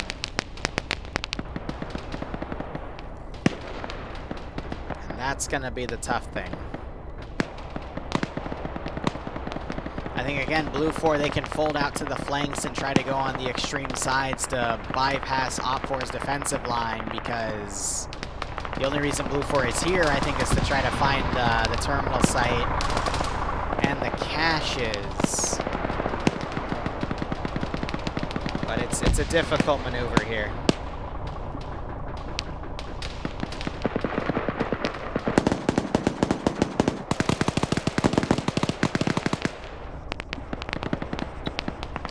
Still only on a single, excuse me, 117 still only on a single kill. But it looks like he is trying to keyhole forces where he can. That's a tough job.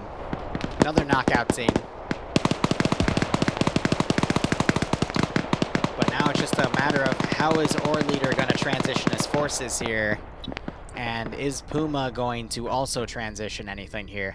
He might feel a little bit of pressure from this force maneuvering around. In the grand scheme of things, though, only letting like a fire team-sized element come around isn't that big of a deal compared to the main force, but if it was about a squad size, he'd have a little more to worry about. That could also just be a reconnaissance force to then let Blue Force shift their entire maneuvering force around. Lolo gets knocked out. Righto, Huggies. Rip the toesies. Yeah, it looks like he did not survive.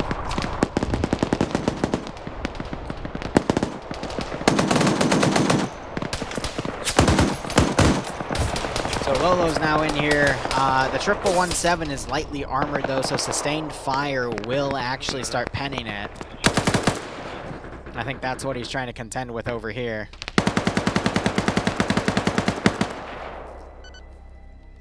And sounds like the timer for the terminal was just finished. So that's going to self-destruct in a second. I hope there's no collateral on the truck.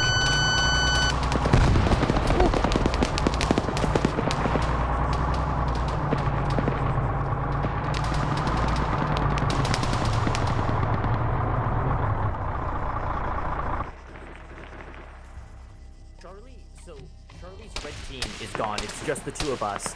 Charlie's blue team and command element is just pinned in the forest over there and can't move. Okay, right, give me 2 seconds. Here's what I reckon. Alpha, I need you guys to move to the southeast side of the first objective and relink with all of us. Negative. Back up the hill, just on the other side of the wall. They should be going back out of the hill, though, because they want to transition at this point. Because if they try to spearhead in the open, they're going to suffer. I can't. Molo here is struggling to get kills here. He's suppressing them, but suppression's not enough. Yeah, Alpha main. Okay. But the alternates aren't set by default. You have to manually enable your alternate. So we're seeing that there's a bit of a break in the fighting. Kabubi's running up, putting pressure on Puma. I'm doing my best to protect myself. Keep them pinned as long as we can. I think Puma just heard that someone's coming up. And Puma just fell down the stairs. He dropped. He dropped. Don't stop. Shoot, please. He just fell down the freaking stairs. Is Kabubi now gonna come around and tap him? He's dead.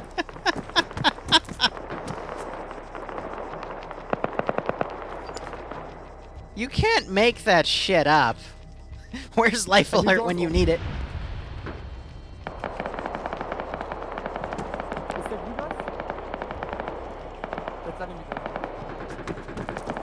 Alright, BTR is now coming around. Puma definitely understood, though, that he needed to keep the flanking forces pinned so that the central group didn't have an option to run over to something. Looks like Alpha got all their guys rallied. They need to remount in vehicles and then just push through an open area, and that's going to be over here on the right, in all honesty.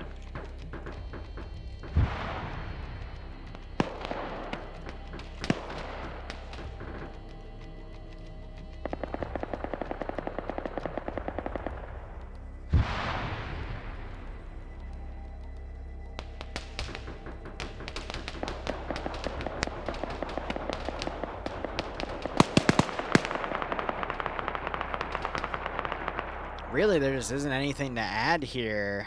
We just need to see Blue 4 transition. Also, heavy clouds right now, and I don't have a light on. I'll be right back in a moment. I need to turn the light on.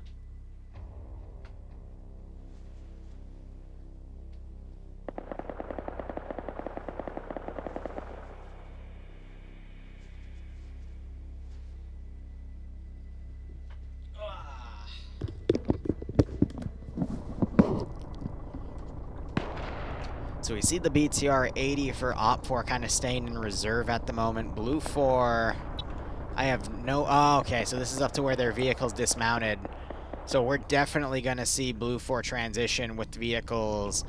I would say, based off of what we see here, they're probably going to come around on this side and push around, but we could also see them try to rush it, too, because they have so much resistance here, they might accurately predict that Op4 doesn't have anything on actual point security. I'm just watching the clock. 117's trying to fire at infantry that are pulling wounded away. Run, Rocky, run. You're telling Rocky to run. I'm sure Rocky will be fine. Come on. 34 minutes remain? Yeah. I'm not sure I'm going to be able to stay for the full 34, though, Malin. I got an op at the top of the hour.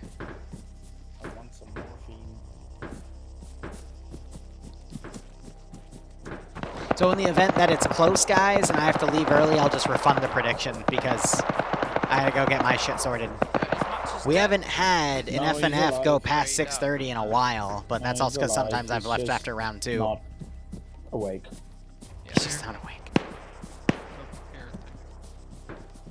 He's...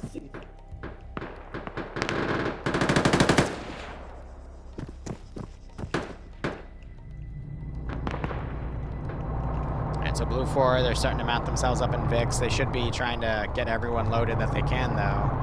Because they still have a lot of manpower they need to transition here. You're seeing Delta now coming in and counterattacking. It's going to put them severely out of position.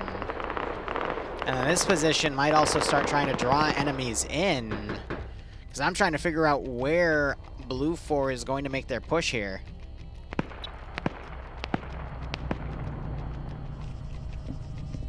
Bandit, I think, is watching Op 4's Delta Just come in. south of like the little factory compound.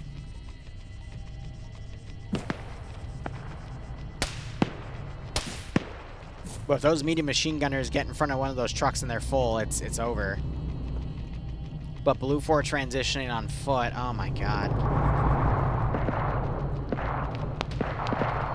They're just going to take fire from the hill. That's why I'm like, alright, they're probably going to transition over here. Look at what Bravo's doing, for example. That's the right way to do it. Then you got cover with those Hescos right there, but you can literally go all the way around if you want to.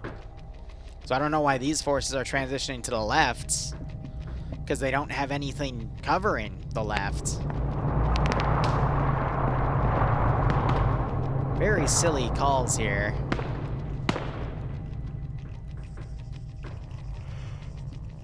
Trip 17's been abandoned. I imagine its engine or fuel tank have been shot. So now you're just having some plinking back and forth right here.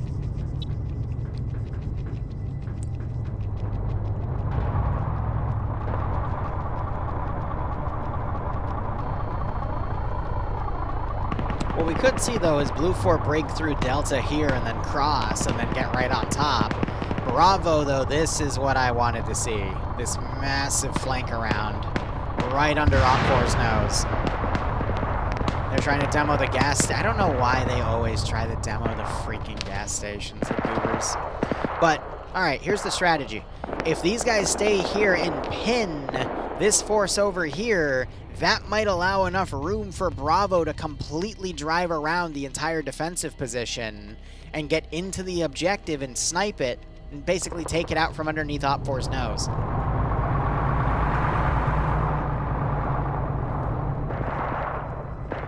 Expect an attack from around where the Gulf Rome area is. How copy? Evergarden might call this out, though, if he hears these trucks, which he should. But does he recognize the threat? Now he's gonna see him. Charlie 1, move northeast, east. So he's calling them to move. 2 trucks moving in right now, past Charlie. Stand by for marker. Now you're seeing forces maneuvering, but they're gonna get right on top of the zone. That's gonna cause this line to break up. Trucks, marker. Now you have Alexander also rushing the central line. That's gonna open up. Oh man. Charlie platoon, retreat back to the terminal. West. They have bypassed us with trucks. We need retreat to the terminal ASAP. Move west.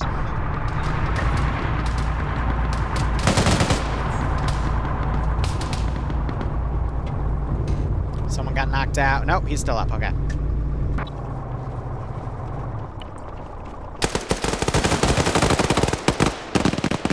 I didn't even know that cache was in there. I think the other one is all the way over here.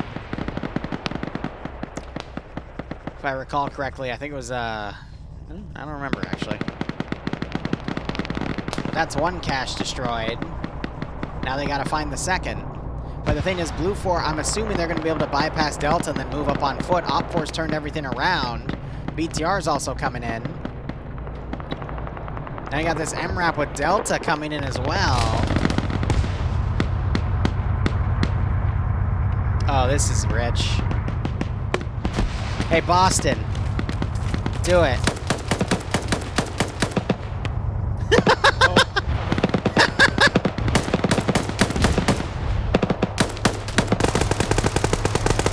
Oh my god.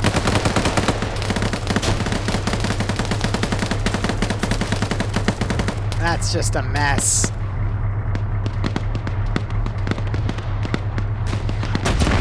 There it is. Took it a hot second, but we got it.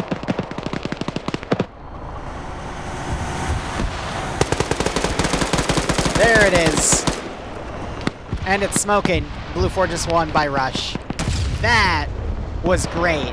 That shows you why you never want to have a solid defensive line like that without actual point security. That was a beautiful Rush play. I loved it. All right, guys. 30 minutes from now, we're going to have an op to do. Armor only. I got to go get my player base situated on that. So thank you so much for watching. Go operate operationally. Enjoy the rest of your day or night. Cheers. Have a good one.